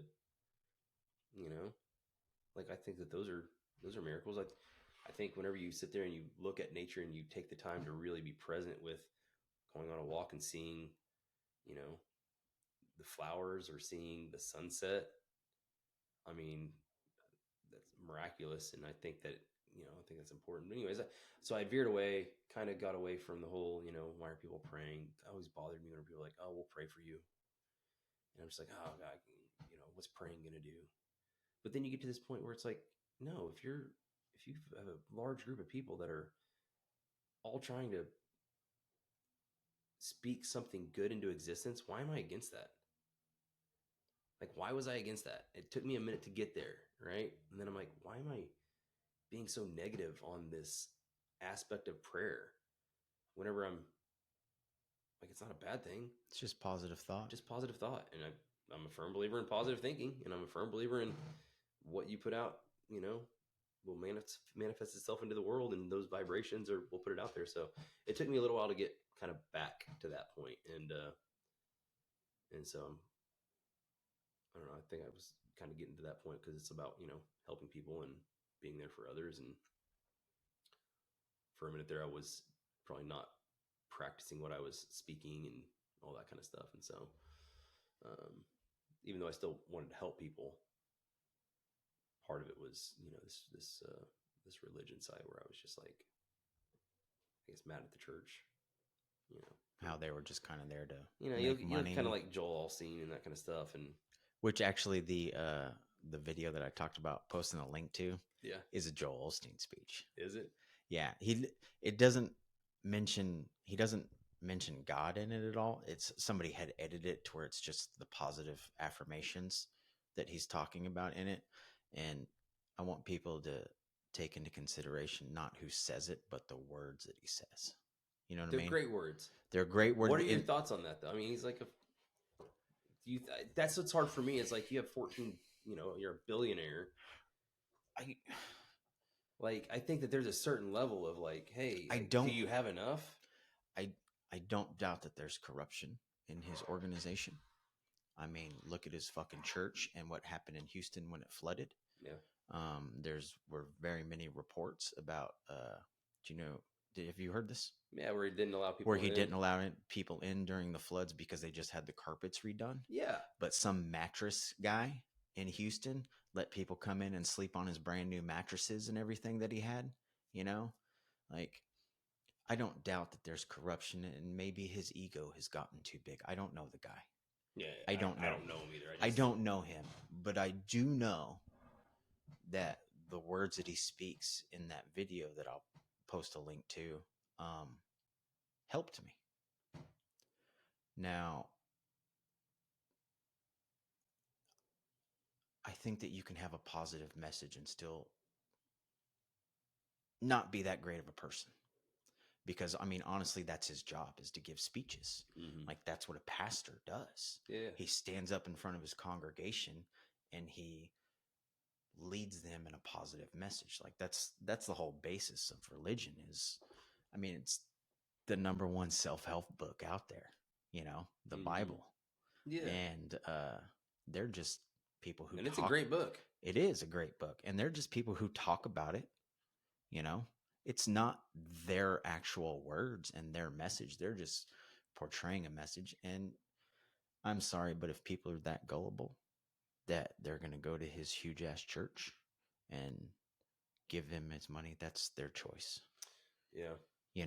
I mean, that was a big thing. That was also a big thing for me too, is I was afraid that I was going to go, like, I haven't been to a church in a while, like a good church organization, because I've always been concerned that I was going to use it for my business, to network from it. Like, right. And I feel not that that would be a bad thing. Not that it would be a bad thing, but it would be taking advantage. But to me, I just feel like I would, because I build relationships everywhere I go. Like, and so I feel like I felt like a fraud going into a church after a certain point. I used to be a lay minister. I mean, I used to do this grew up Lutheran. I was president of the Lutheran Youth Organization for Arkansas and Oklahoma. We grew up Lutheran, and I loved it, and it was great. And I was very strong, Christian, and then I kind of graduated with my business degree. You see all the Joel Osteen things. You see all these other church pastors that are pulling in $600,000 a year, and you're sitting there going, like, you can live a really good life off of $200,000 a year, especially back then.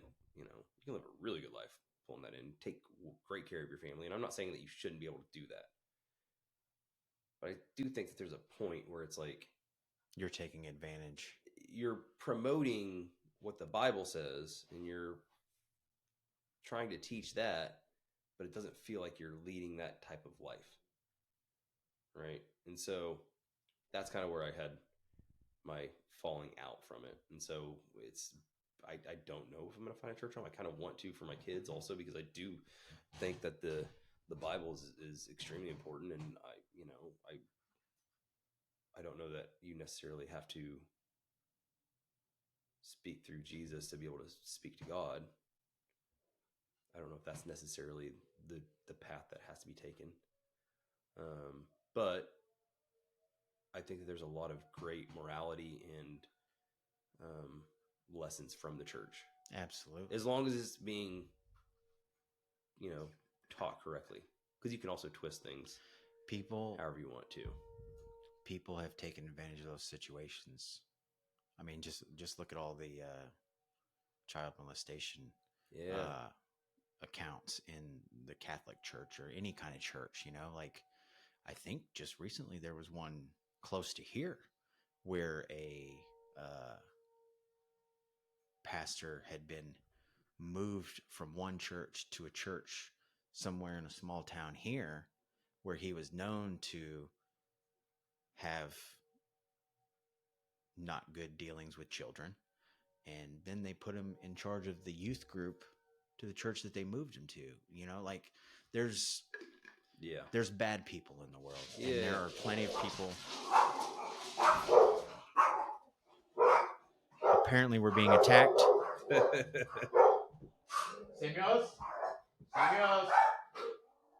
Sam. Luckily, we're safe. Yeah. In here, because outside is where the danger is. I know. I hear the siren going off. So, well, that's the 12 o'clock. I know. An alarm.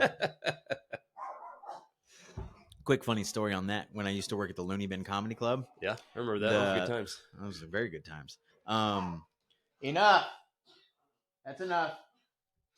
The comics that would come through every week, some of them had no idea about the 12 o'clock alarm on Saturday. And it'd be a bright, sunshiny day, and they would come to the club that night and be like, "Man, I thought I was going to die at noon today. Y'all didn't tell me about the alarms." I love people coming up like, what is going on right now? Do we have a bomb siren? What's going on? Just in case you don't know, in Oklahoma City, they set off the tornado sirens every Saturday at noon, just to test them. And if you're not from here and you don't know that, it sounds like possibly there's a tornado coming. Either a tornado or Something's gonna raid, kill you. something. Like, why is there a siren going off? Yeah, it's Right. always fun. Back to the religion. Yeah, so trying to find the right church home for something like that. You need another water? Nah, sure. Okay. I'm gonna have to Go pee ahead. here in a minute. But yeah, something like that. Just trying to find it right for my kids, and then also for me and my family. I think it's always important to kind of have that. But yeah, it's how you interpret the words and the lessons that it promotes. And there's a lot of really great things in the Bible. Yeah. So thank you. Yeah, I quit going to church when I was 13. Our mom gave us the option. She didn't want to force an idea on us, which is great on her part, you know. Yeah. Because I'm just like you. I'm agnostic, you know. There's got to be something more than us, man. It's just to if you take a minute to look around and just see how effortlessly this earth operates. Like, is it random? Is it like we just happen to be stardust from a meteor that hit the earth years and years ago that ended up sprouting life and blah blah blah? Or is it designed, you know? Yeah. Sometimes I just think that it has to be, you know. I mean, there's got to be some level of maybe right?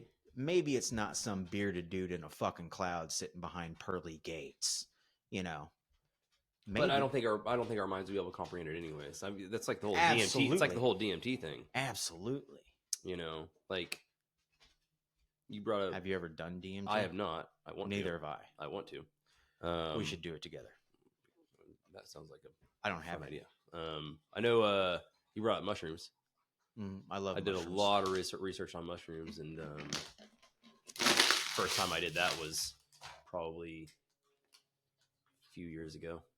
And how did you feel afterwards? Oh my gosh, it was amazing. Did you mind asking me how much you took? I took 3 grams. 3 grams? Mm-hmm. And did you have strong visual, body? Oh, yeah. Strong visual. Did a lot of research on it first, and I wanted to, get a better understanding of it. And because, like I said, I have an addictive personality, right? Mm-hmm. I know that about myself. I'm not morally against some of the harder drugs like cocaine and things like that. I mean, if you want to do something that doesn't affect anybody else and it's just your life and that's what you're going to do, it's your life. You should be able to live it however you see fit. Like, as long as you're not hurting other people, then, and some of that can kind of boil down to, okay, well, some of these harder drugs do hurt other people. It does hurt your family and it does affect, and there's a drain to society based on certain amount of, yes, I get all that. Yes. But if you're still a productive member of society and kind of go through some of that stuff, then, that's on you. I just know me personally. I know if I like something, I'm going to want to do it again. And so I've never allowed myself to kind of go down that road on these harder drugs. So really cannabis. And like I said, I did a lot of research on mushrooms before I did it. And it was one of the best experiences I've ever had. I mean, I felt like I could see as far out into the universe as I wanted and see as close up as I wanted to. And it was just an amazing experience, and felt nothing but gratitude and a lot of love and a lot of peace. Like I said, there's a lot of cultures that do it for health and do it for helping with addiction and those kind of things. Like I said, I did a lot of that research where it's like, hey, this is used for addiction. This is used for depression. This is used for PTSD. Now I can also see how it can be used recreationally, and absolutely a lot of fun and all that kind of stuff too. But most cultures, like I don't know, there's a show called Hamilton's Pharmacopoeia. Have you seen it? Mm-mm. So it's a pretty cool show, and all he does is do research. He's a scientist and does research on psychedelics. Okay. But one of the episodes was about mushrooms, and basically, they have mushroom shaman to help do a guided trip, and typically it's the best way, like with what Huberman was saying as well, is blindfolded, so you're doing more internal thinking and laying down, and so you can kind of travel your thoughts a little bit better. I think it's something that we as humans just don't do as well right now. There's so many distractions with cell phones and constantly being entertained that you talk about sunsets, where if you actually just sit and watch and absorb and really look at things or look at the grass, I think that's what it made me feel like the most. Is I felt like whenever I've seen my kids, whenever they were much younger, like one, 6 months to a year old, and I see them crawling on the floor and they're just looking at everything like, oh my gosh, this is crazy. That's how you felt. Like, this is crazy. Look, I can see all the detail here. Mm-hmm. I felt like a kid again in that aspect, like seeing something for the first time, right, and truly seeing it. And so, the DMT thing is, you've been looking at the research on it, and it's like they're doing a whole study and all that kind of stuff. I mean, I think who was isn't DMT what your body does make naturally as well? It does. And then when you take the actual DMT, it's a higher dose, so you. I what they say, honestly what don't know I've heard, what happens. the research that I kind of that I've researched was that the DMT is the chemical that your body releases whenever you are about to die or you do die. Okay. Right. And so a near-death experience. Near-death experience, whenever people say they go somewhere, like that's what, from what I understand, your body releases at a much higher concentrated dose. Like your body your mind floods your body with it to whatever that may be. I have no idea. But see, that's what, speaking of the agnostic, that's kind of what I think happens when you die. Like, I don't think that it just ends. Like, I think that is the next step in life. Does that make sense? Yeah. Like, your soul, your spirit, your meat suit, you're done with it. Yeah. You're done with it. But now you cross this barrier where you go into another realm, another dimension, whatever it may be. But it's just kind of like the next step. Yeah. Yeah. That's why I don't think I'm really scared to die. I'm kind of I don't want to die, but I'm kind of a little bit excited. It excites me a little bit because I feel like it's a new journey. Yeah, I go in and out, man, on that. It's, sometimes I am afraid about what's next. And I think it's more about leaving people behind. Absolutely. Is what the fear is, right? Absolutely. Yes. Or if you do think that there is, a nothingness afterward and you're done, that's a little creepy to try to really dive into. Hey man, those people are out there, and some of those people live some pretty extravagant lives because they think. Yeah. Like me and Brandon were talking about it on the last week. We were talking about that. And it's one of the things he brought up. He's like, some of those people live, they live like, this is it. So I'm going to live the best life I can, Yeah. Well, and that's, I think I've heard, have you ever heard the, about what everyone's own version of hell is? Mm-mm. It's whenever you die, you witness the best version of you that you could have been. Okay. So like, say I die and I'm like, oh, this person, I get to watch this person live their life as the best version of me. So like you mean like experiencing it from a third person point of view, like you watch your life relived. Could have been like this. Oh, interesting. Had you made these decisions instead of these decisions. Yeah. Had you this is who you should have been. Like for me, even now, it's like, am I giving this life 100%? Like, am I really giving this life 100% of what I can be doing?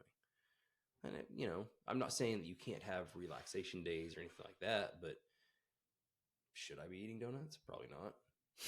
But they taste good. Delicious. But but then like I don't know.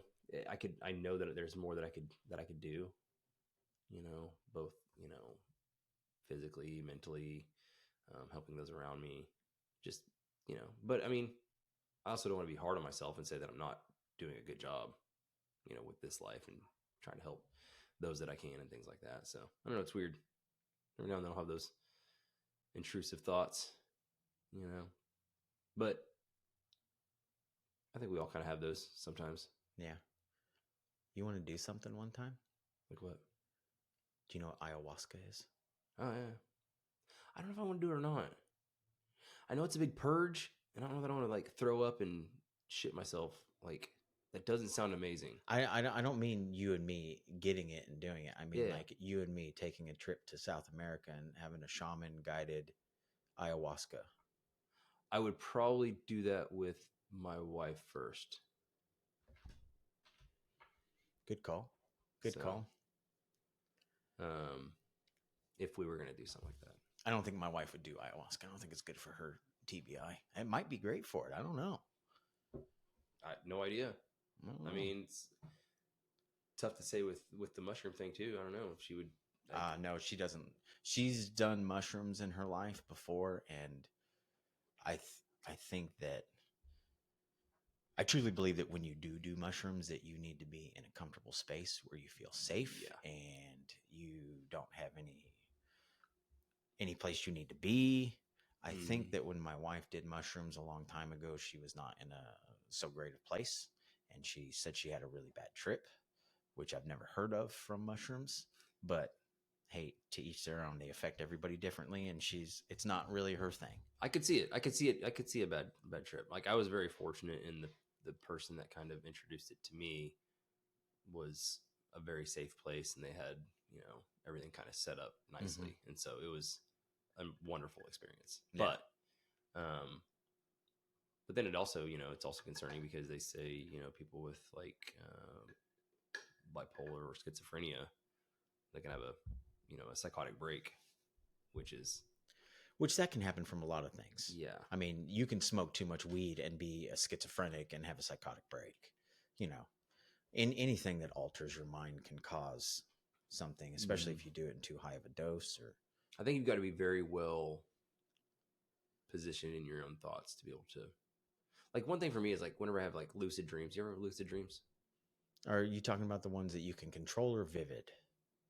The I ones have you can very. control.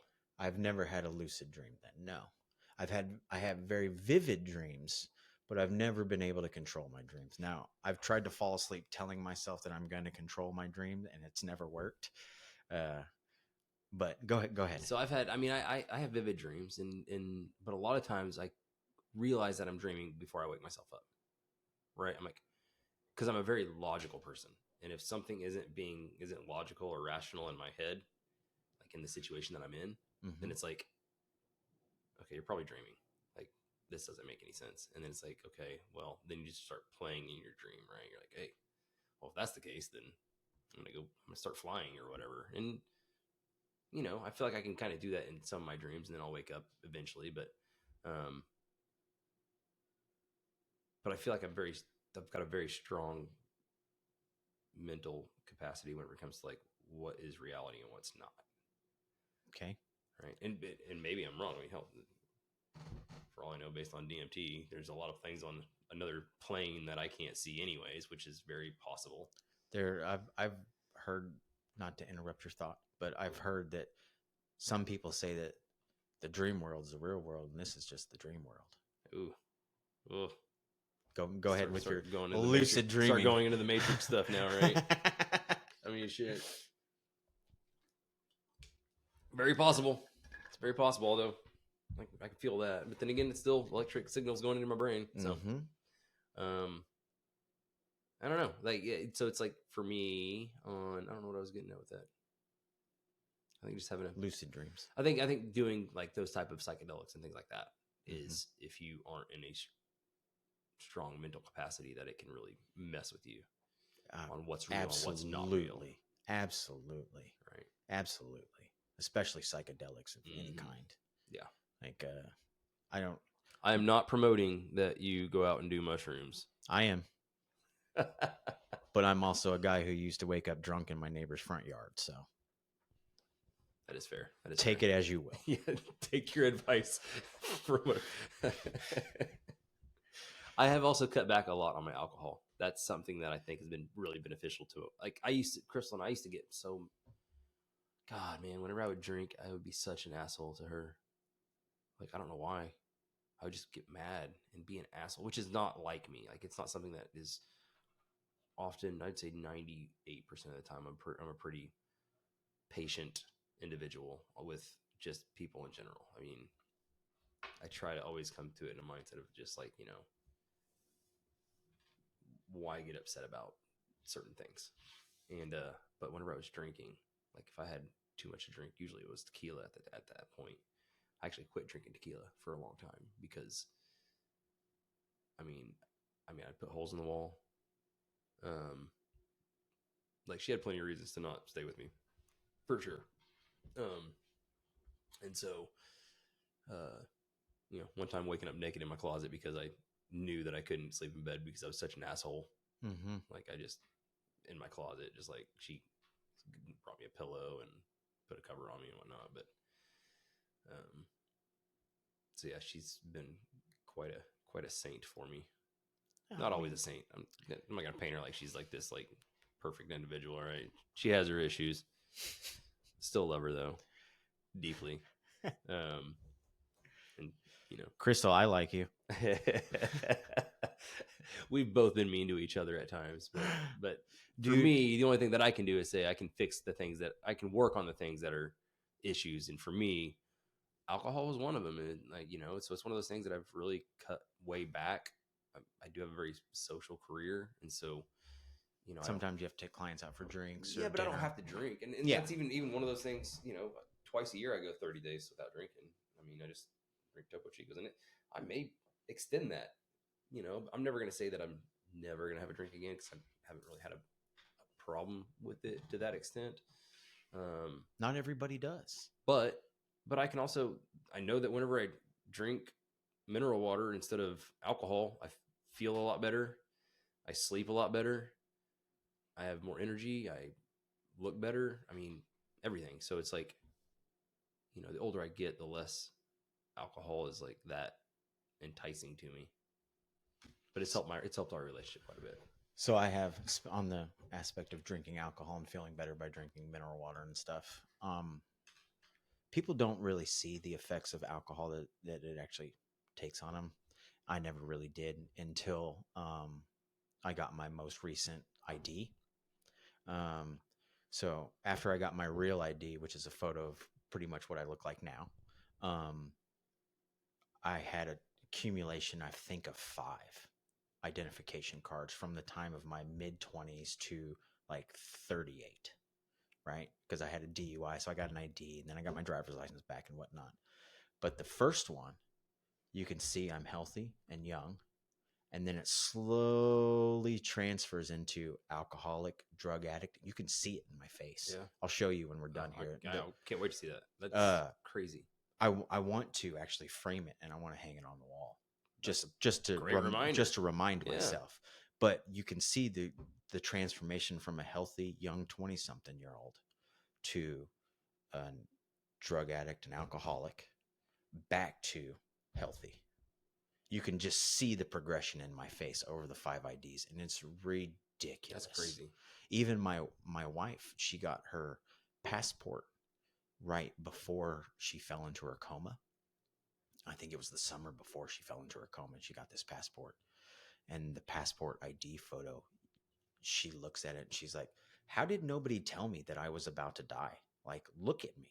You can just see she's swollen in the face from excessive drinking, whatever else she may have done, Mm-hmm. And it's just ridiculous. People don't see the harmful effects of alcohol. Now, you have a couple drinks, a couple days a week. That's not what I'm talking about. I'm talking about the people who drink 5, 6, 7 days a week and have multiple drinks on their occasion. Like, it is a poison that you're putting into your body. Well, and that was praised, in the restaurant business. It's like you finish up your shift and everybody goes out for a drink, and then it's like you're there until 2 a.m. and you just spent half the money you made.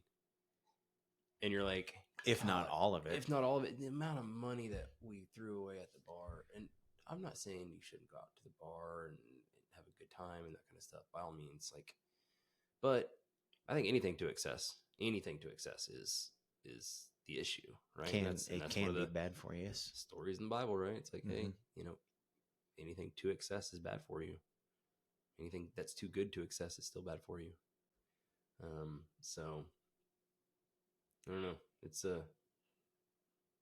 I guess I never really asked you. I haven't asked you this before, but like, What? how has that process been? What do you mean? With Rachel going into a coma and like moving through it, and you brought a little bit of it up about the concern about the Alzheimer's and things like that. Like, Once again, I detail this all in a chapter in my book. Road Construction Ahead is what it's called. It's a day-to-day battle for sure. Um, she'll have a traumatic brain injury for the rest of her life. There are bad times and there's good times. She's not like any other human. I mean, she is like every other human, and she has her things that she deals with, her demons, and unfortunately, she has a big demon now, and that is her traumatic brain injury, and that scares the living fucking shit out of her, and rightfully so. I can't imagine what she thinks about. I mean, she has trouble remembering stuff that she did yesterday. Can you imagine how that would feel? That you don't remember going out to dinner with your wife last night or something like that? I mean, that's what she deals with. When things get hard, I don't run away because, one, she put up with my shit when I was going through it. So I should put up with any kind of shit that she has to deal with. But I applaud her, man. She came back from being dead pretty much. I mean, the doctors sat us down in a room and told us that she had a 5% chance of living. And that night I went and I left the hospital that night, and I went and sat with her childhood best friend and one of my good friends as well. And we had drinks, and I explained what the doctors had told to him. You know, he grew up with her. Like, they've known each other since they were like 6 and 7, you know. And we both cried over a drink. I was still drinking at the time. And I mean, we were ready for her to die. And then she woke up. And it's been a long road. I've definitely had to deal with some things that I never fucking thought I'd have to deal with. We've in sickness and health, whenever you get married, whenever they say that, like, that's something that we've already pushed through, that most couples do not have to deal with at the beginning of their marriage. Like, we literally got married the June, I think it was the June a year after her coma. So we've been married. Her coma happened a year. We've been married for 7. Her coma happened 8 years. Yeah. So I've been dealing with these things. Like, just getting married to somebody and starting a life together is hard. But getting married, starting a life together, and dealing with a traumatic brain injury and a wife that cannot work and is, I'm sure she was down on herself in that time because she couldn't work. And it's been a hard, long road, man. I don't regret it at all, because in a way, it saved me, you know, because dealing with that taught me that I can deal with anything, because that's really like, unless you are married to someone who has a TBI, you're not going to understand how difficult it is to be regular married to someone who has a traumatic brain injury. It's hard, dude. What do you feel like the biggest positive that's come from that shifting perspective? Not that it shifted perspective. One, I was here, and I actually saved her life. So that just as a person makes me feel good in that aspect, because I do believe that there are times in your life where you are where you're supposed to be at that exact moment in time. You are where you're fucking supposed to be. Now, maybe it would have been different had you made a decision a long time ago, but that's not the case anymore because you're already here. Yeah. And so now I was here to save her life. Now, maybe that was to save her life that she could go on to help somebody else or be there for her nephew whose mother's not in the picture, or maybe it was just to save her life to show me that I can push through something extremely, extremely hard. And then that's what gave me the strength to change in the way that I am now and the mentality that I think. Because that didn't come right after, like, Yeah. you know, because we were married it happened, she was 29, I was 33 when it happened. Then we got married, I was 34. And then I didn't quit all that shit until I was 37. Okay. So not only did she not have a job and a traumatic brain injury, and she didn't have any kind of disability assistance for the first 2 years, I was working 2 jobs at a private airport and the loony bin, making maybe 40 grand a year after take home. After taxes, insurance, all that fucking bullshit comes out, maybe 20 grand take home for the year. Not only did we live off that money, but I also had an alcohol addiction, a drug addiction, a nicotine addiction, and then we still made it fucking through somehow. Somehow we made it through all that shit. Like, that's one of the things I tell people about my goals and aspirations that I have now. Like, I want to open up multiple restaurants. I want to open up a barbershop. I want to do this podcast. I want to pursue comedy. I want to do all these things. And the goal is not to get rich. A byproduct of these things is money. Yeah. Okay. I know we can do poor. We fucking did it. I know we can be broke. Let's try to be fucking rich. Why not? Why not? Who's to say we can't?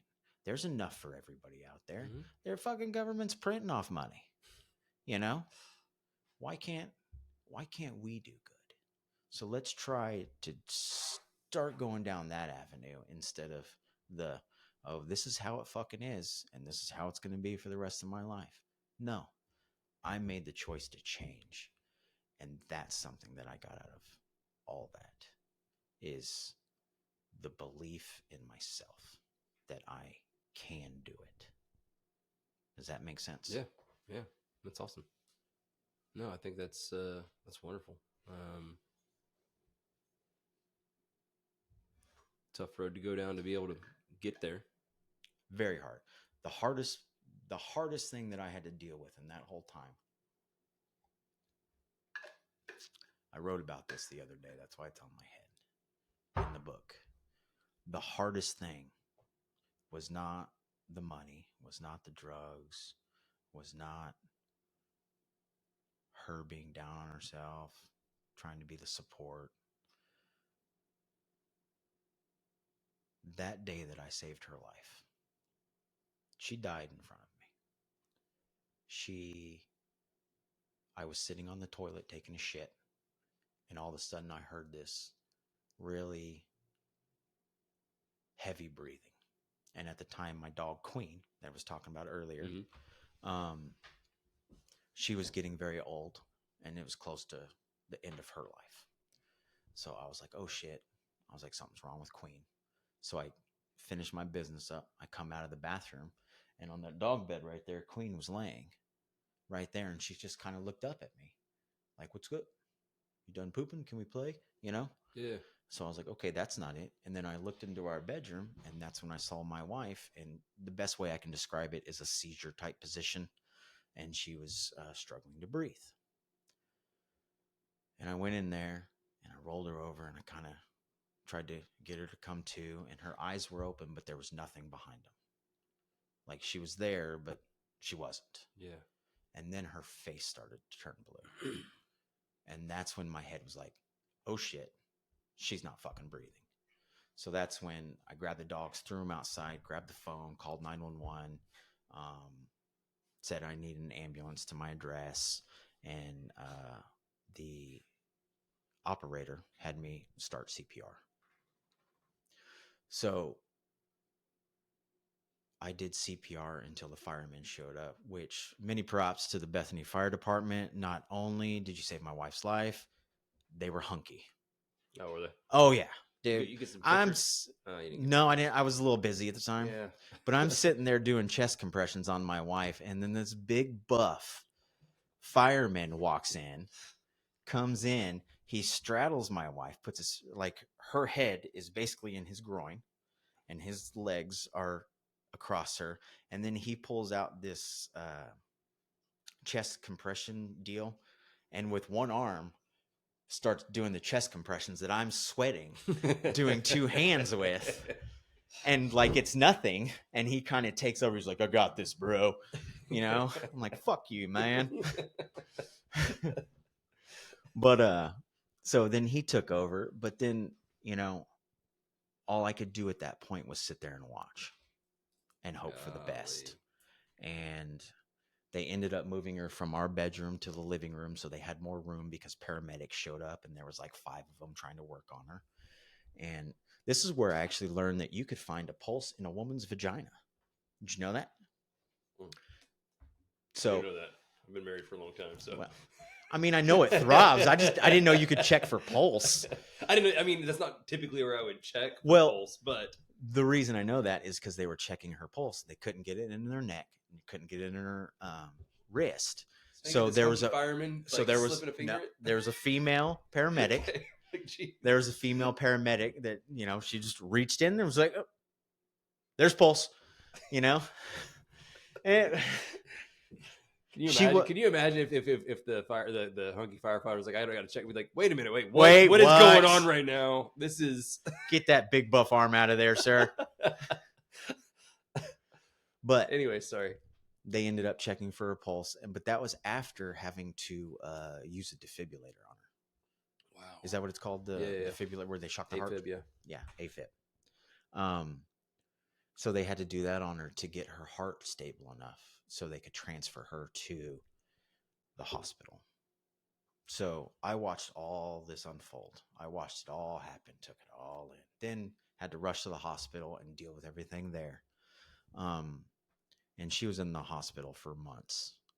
But after she came home, the hardest part was the 10. So eventually I had to leave her here because I had to go back to work. For a little while, she came with me to the loony bin and sat there because we were both nervous. Obviously, that didn't last very long because she was bored. She sat there while I worked, you know. She didn't really sit in and watch the show or anything. Samuels, enough. She didn't really sit in and watch the shows or anything like that, so she got bored and ended up staying home. So I was working 2 jobs at the time, and so I was at work a lot. And I used to have I wouldn't say it was a constant thought, but worry that I would come home to a dead body. Now, granted, that was a very traumatic thing that I went through.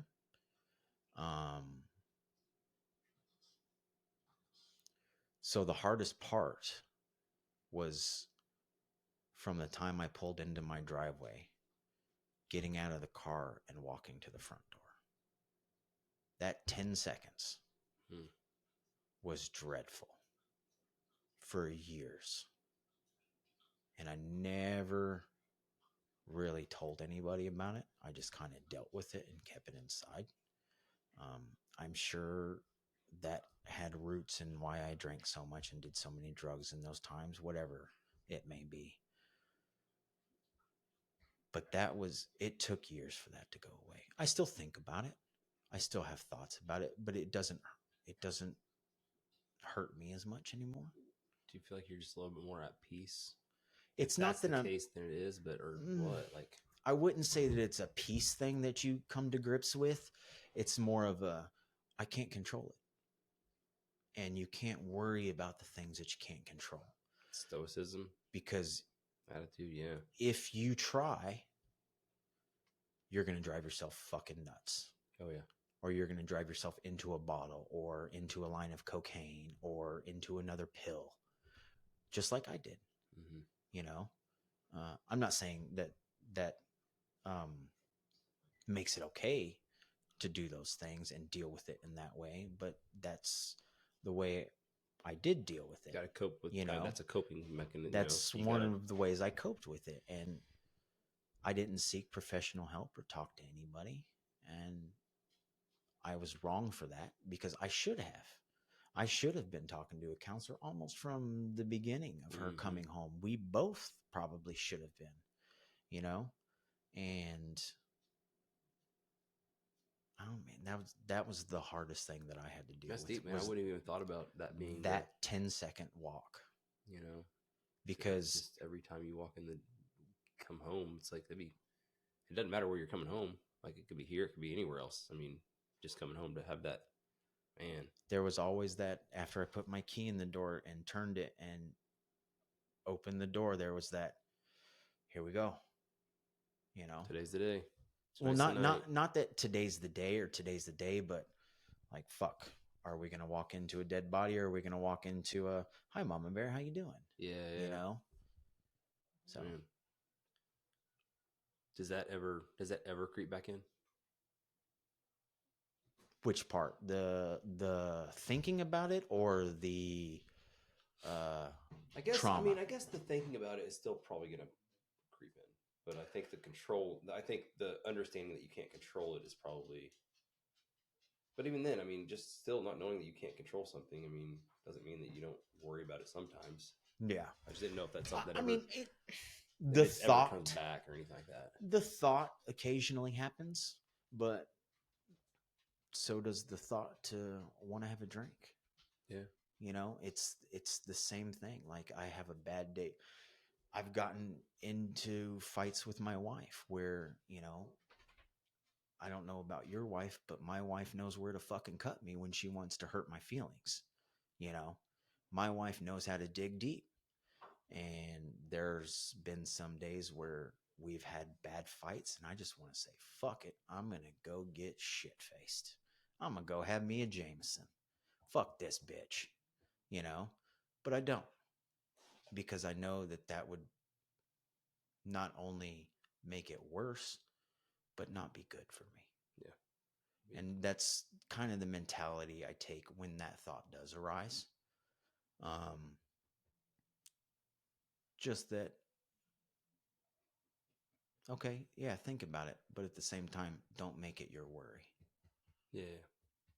Yeah, my wife probably could know how to cut me, and vice versa. Like, I think we know that.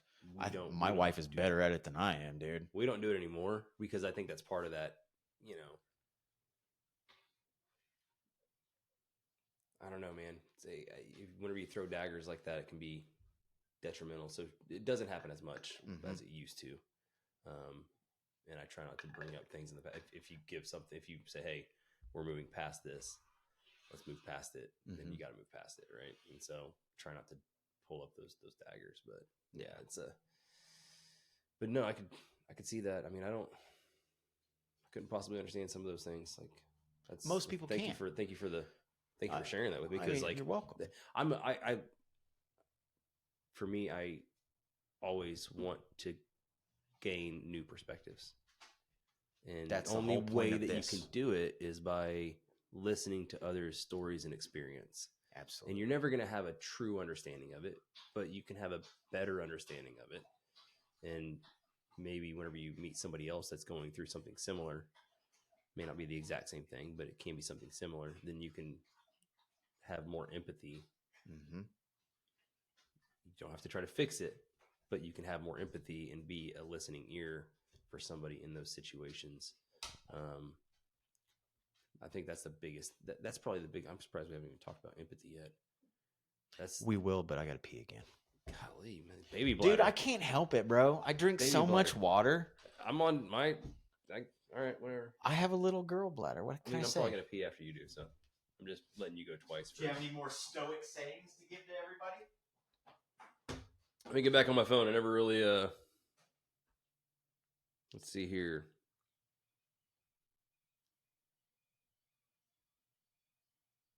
Let's see. What is today? March 2nd. Let's go back to March 2nd of 2023. No, nothing on that one. March 2nd of 2022.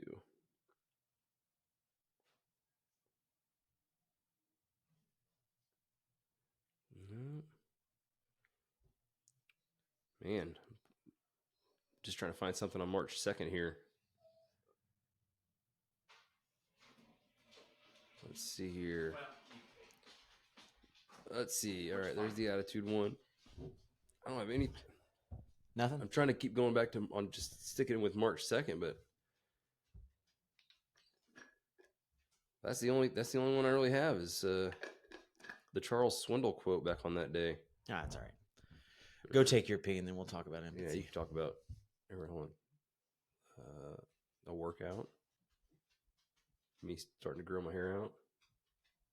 You have beautiful hair, by the way. I'm so jealous. I put it up because I didn't want that to be a distraction today. So it was. I've been staring at it. I haven't been looking at your eyes. I've been looking at your hair. I'm very fortunate in the sense where I absolutely do nothing. And Crystal, I'm gonna go pee and I'm gonna tell you a story about what that saint of a woman has endured because of this stupid hair. Ladies and gentlemen, while he's, I just want you to know that you're loved. You're special. I don't know what you're going through in life, but you can make it through. Because I did it. I've been through some really tough shit. And I was a weak person for a very, very, very long time. And I made small changes. Small changes. Just like when you end up somewhere bad in life. It's a bunch of small bad decisions that you've made along the way that took you there. Well, that's how you fix them too. A bunch of small positive decisions. Something that drives you forward, makes you feel good, and ultimately ends you in a better place. Now, I know I said I'm going to post this link to this video, and I will. Doesn't matter who says it. Just listen to the words. They helped me many times. I've listened to that video hundreds of times. And it's a good message. So, I know it's Joel Osteen saying it, but just listen to it. It's good.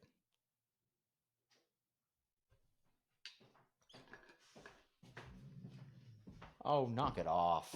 Just peed all over your toilet seat because of my like 3 stream. Three streams. I'm Oh, just that's kidding. right. We're still dealing with that, huh? I actually had surgery growing up and got that all taken care of. So is that something that they just had to complete the slit? They took skin and they kind of just like stretched it over and sewed it on. So like closing up the other hole, I guess. Okay. So it was I had surgery a few times growing up as a kid and don't really remember it much. It's very traumatic back then. Now I don't really give a shit. Yeah. It's amazing how when you get older, the less and less you give a fuck about stupid things. Mark Manson, the subtle art of not giving a fuck. Yeah, it's a like good book. things that don't matter. It's like, okay. All right, where were we at? You were going to tell me a story about how your wife is jealous of your hair. Yes, oh my gosh. So my wife excited. has beautiful, beautiful, long, dark hair. She's always had long, dark hair. Whenever my hair started, so I started graying at 16. Okay. I went full silver at 30. And okay. I don't really do much with it. I just grow it. Like it's nothing fancy. And wash it. And Do you at least brush it? sometimes. Fuck you. Trust me, it's really not fair. At this point, it's my calling card, and it works. That's the whole reason for Silver Fox OKC. I kind of had to lean into it, and I'll tell you a funny story about my Instagram handle here in just a minute.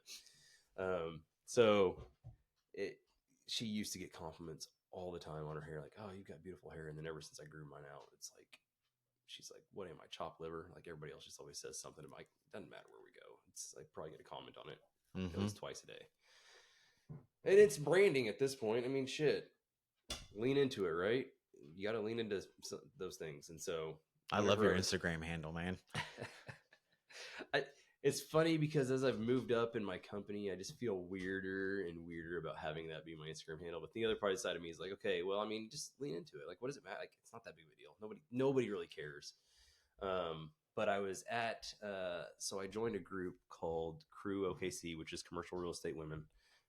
Great organization. And the first meeting that I went to was they were talking about social media, and this is probably 4 years ago, and probably, I want to say 4 years ago. And so I'm doing my story, and I tag Crew OKC in it, right?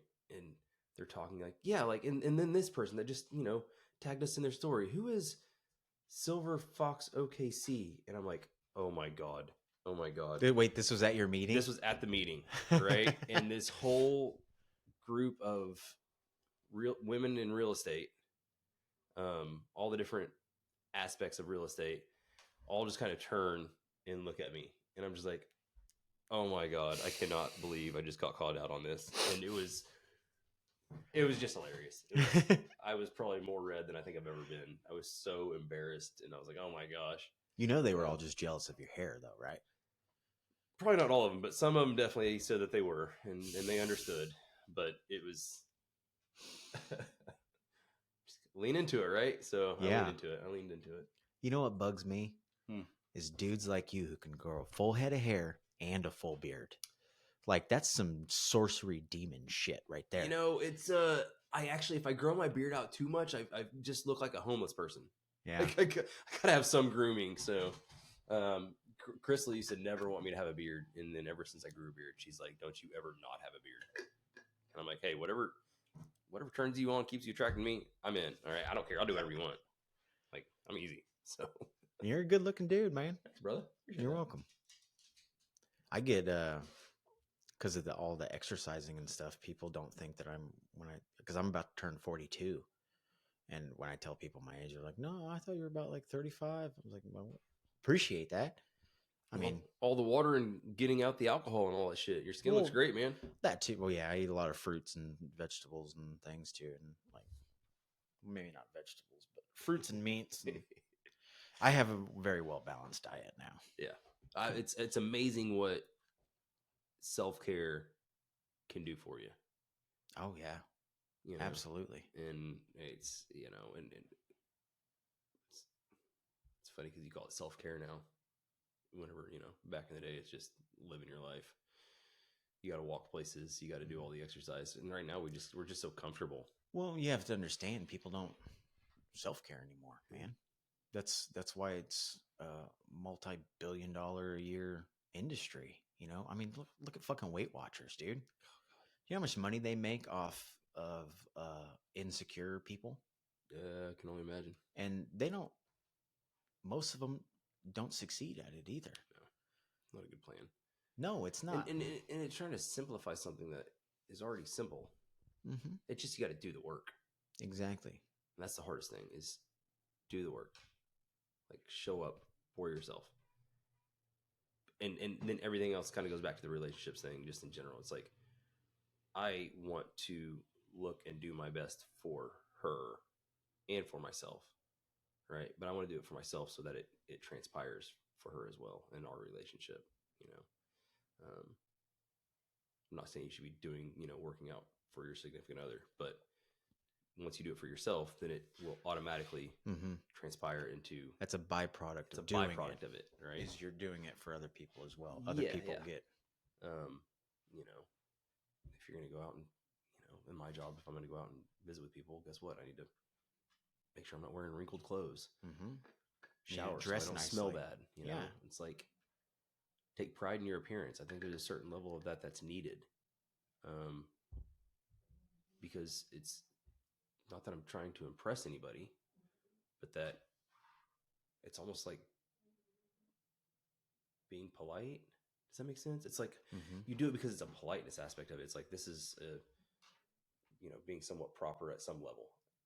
I don't know.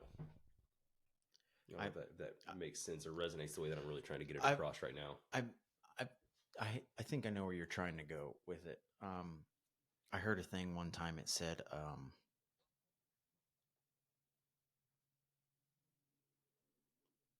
being attractive. Oh, no, that's not how it goes. Shit.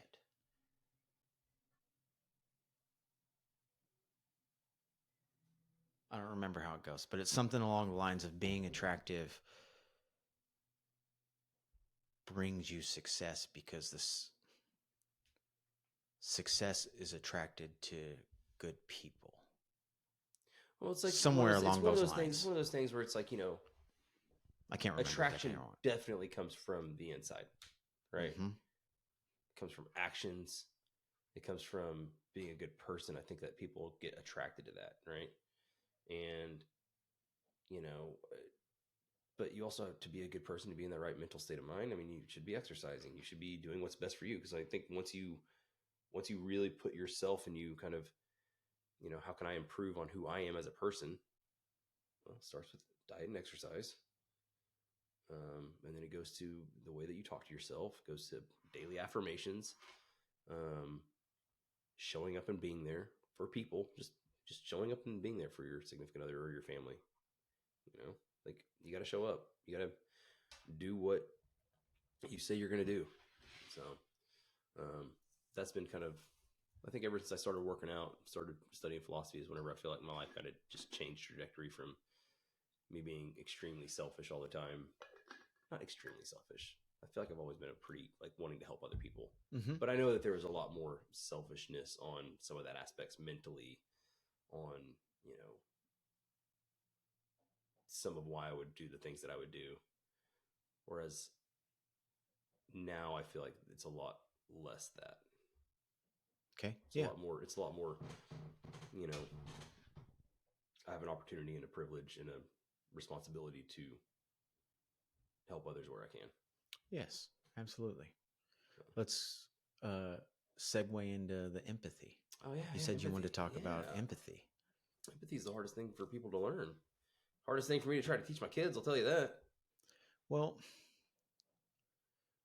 what is the exact definition of empathy?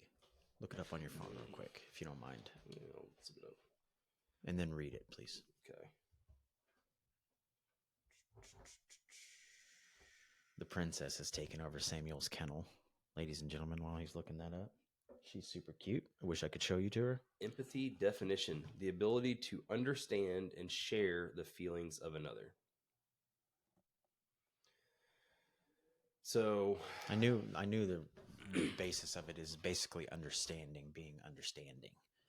Yeah, but it's also, I mean, I'm also very hesitant to say that I understand something or I can understand that. Like there was one time where I knew somebody and, they were talking about somebody taking time to go breastfeed while they were on the clock and all that kind of stuff at the restaurant and that kind of stuff. It's like, I feel like it's happening all the time. It's like, I get it. Blah, blah, blah. I was like, no, you don't.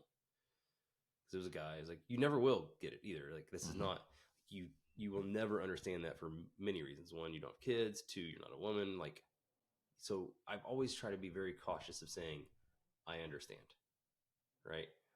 I could not possibly understand seeing my wife, seeing Crystal's face turn blue and then start performing CPR on her. I couldn't possibly understand trying to walk from my car to the door every day thinking about could this be the day that I've got to come see my wife again, or is she going to be laying on the floor? Like, so I try to be very cautious about saying I understand. Now, I do say I can wrap my head around it.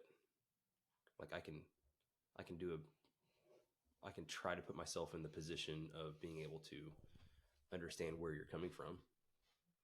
And That's funny that you say that. Hold your thought, because I've had experiences before where I've been having a conversation with somebody and I say I understand, and they think that that means that my mind is now changed to what they think. Okay. Yeah.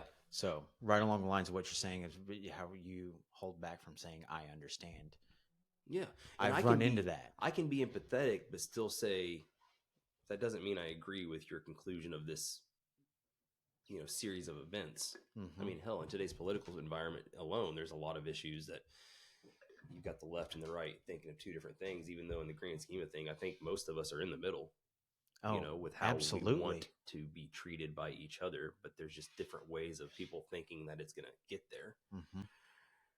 And I think that if we could realize that and be empathetic to the other party or be empathetic to this other person that you don't know what experiences, you deal with some of the stuff that you hear about with like racism and things like that. It's like, well, I'm not African American. I haven't dealt with that. I'm not from a different.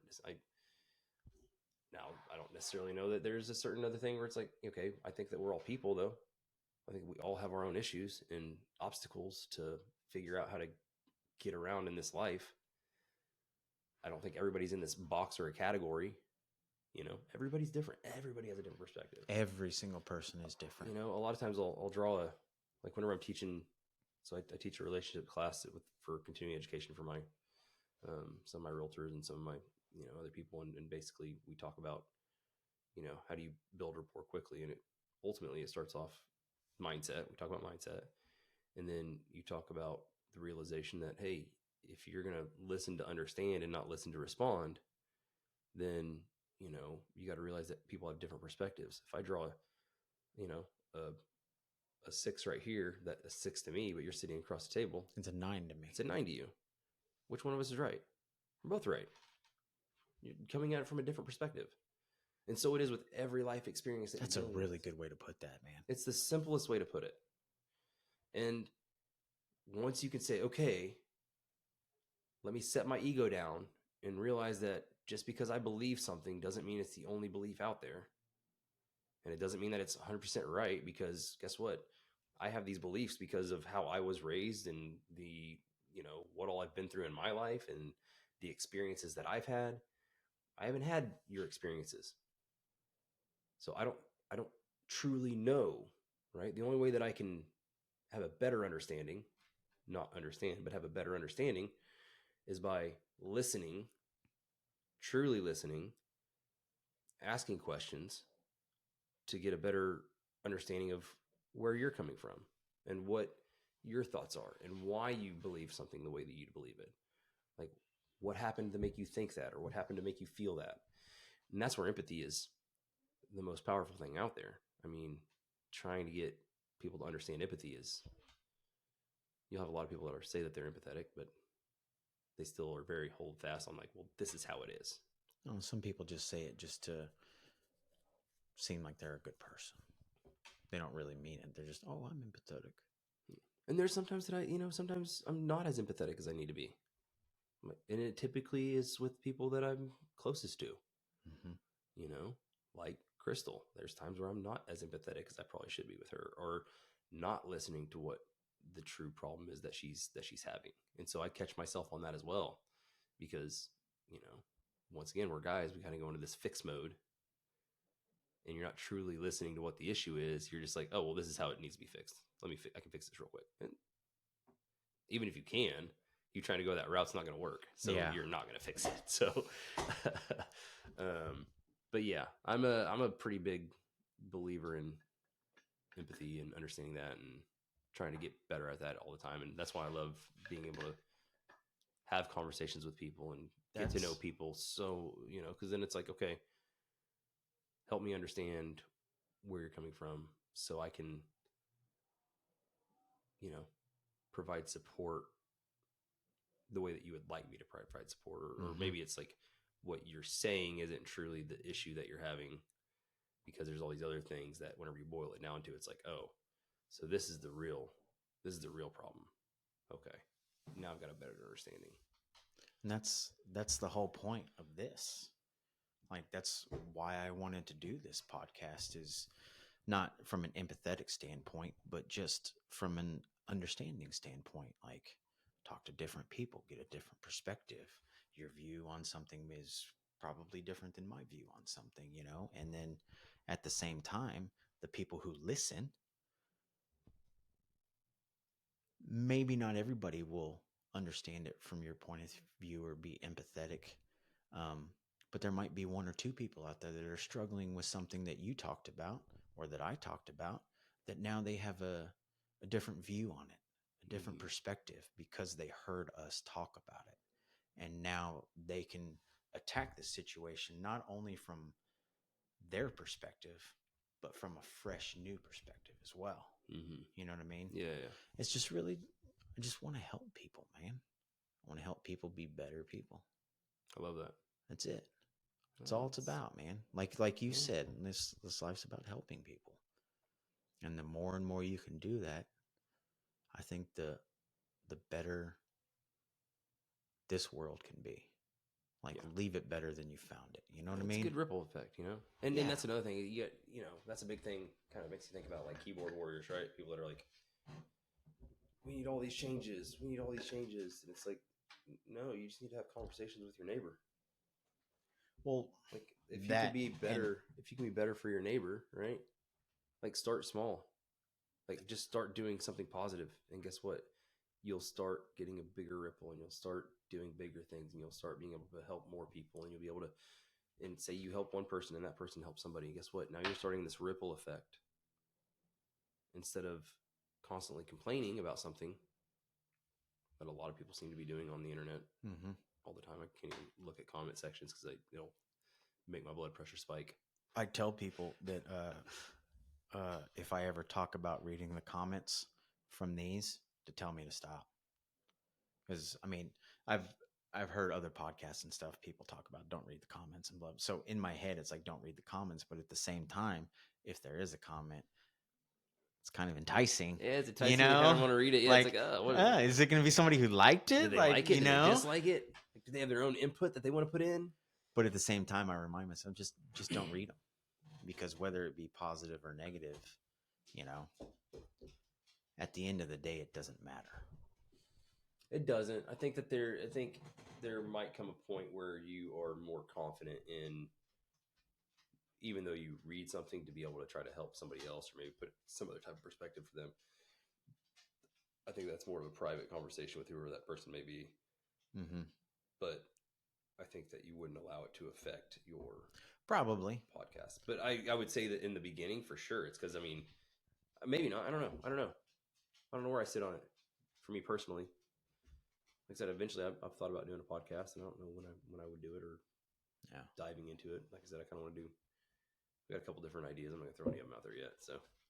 Oh, I keep my ideas close to the chest too, my friend. Because dude, all it takes is actually. So one of my restaurant ideas that I want to do, I've explained some of it extensively to. Do you need another one? No, I'm good. I just didn't know if there was any more in there. I was gonna take a sip, but I don't need it. I'm good. I haven't drank out of all right. There you go. Just got rid of all my fluids over there. It's all right. But I've talked extensively to some of the people that I work with about this particular restaurant. And the other day, one of the bartenders, I'd walked up to get a drink, and she was like, "Oh, speak of the devil, there's draws." And she was talking about my restaurant idea that I had. And I kind of looked at her. I was like, "Don't tell people that." It's like, because I mean, really, I think it's a fantastic idea.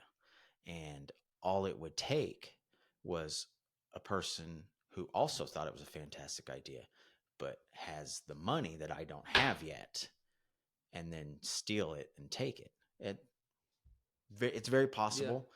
The likelihood that it would happen is probably very slim, but the more and more you talk about something, the more and more the chance that somebody hears it that could do that would hear it. I think for me, it's a little bit more,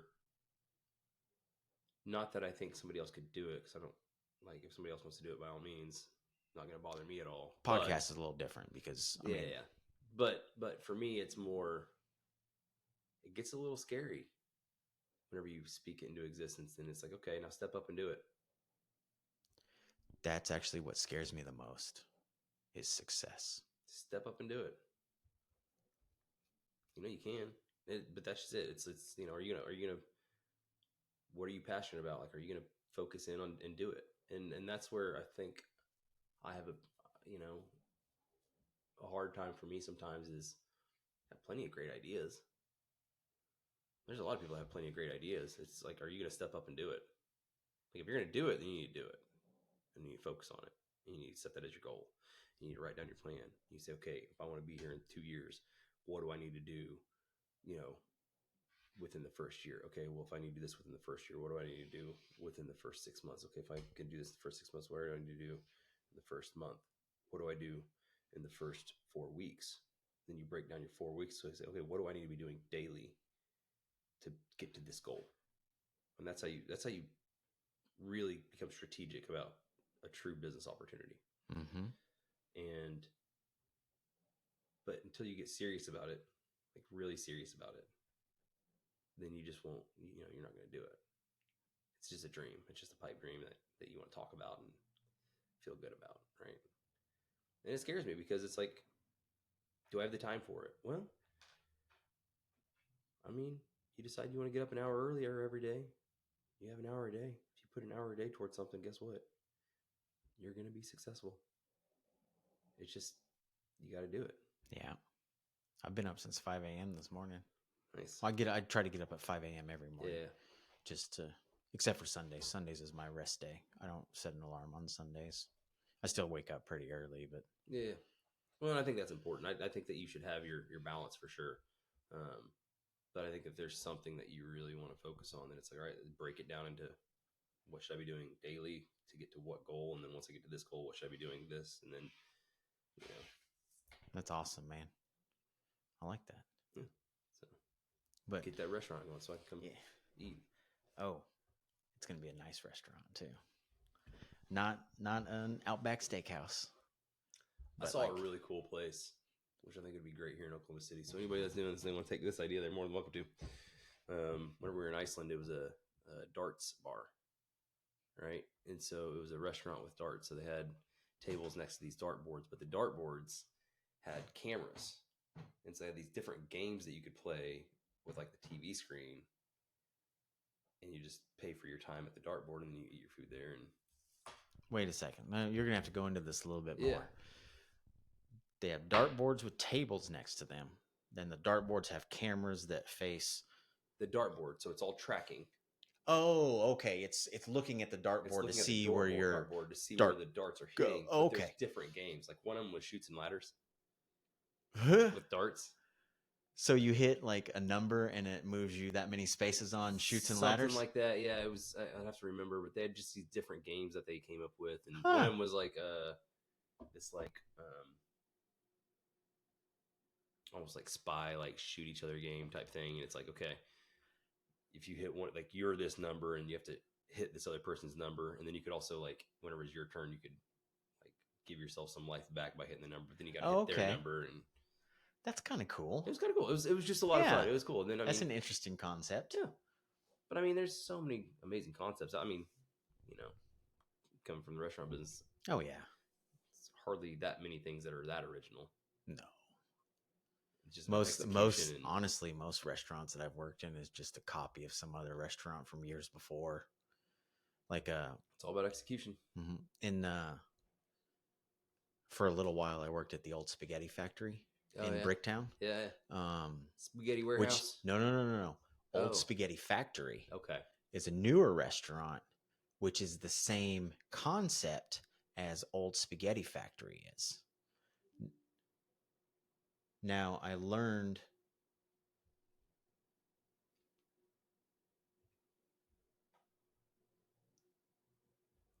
Oh, is time up? I guess time. No, time is not up. For some reason, it's saying that my battery is about to die, but it's plugged in.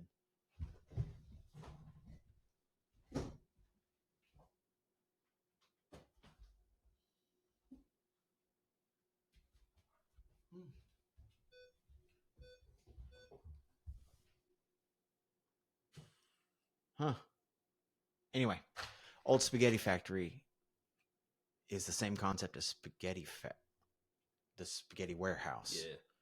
But apparently, the guy who owns Spaghetti Warehouse, which has been open in Oklahoma City a long time ago, which is no longer open, stole the idea from Old Spaghetti Factory, which is from the West Coast.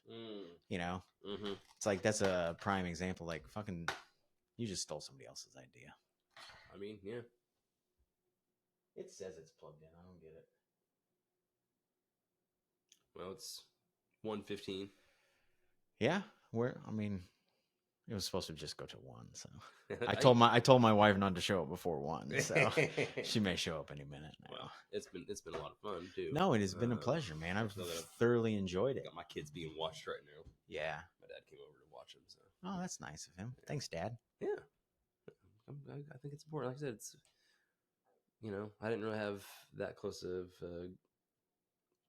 my grandparents, and so I think it's really cool that my kids are gonna, my mom is pretty involved. Crystal's parents are pretty involved, and my dad's involved, and so I like it. That's awesome, man.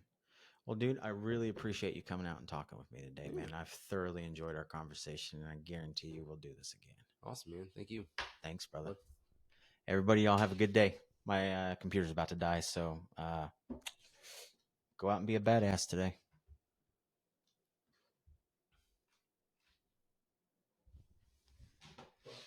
See, like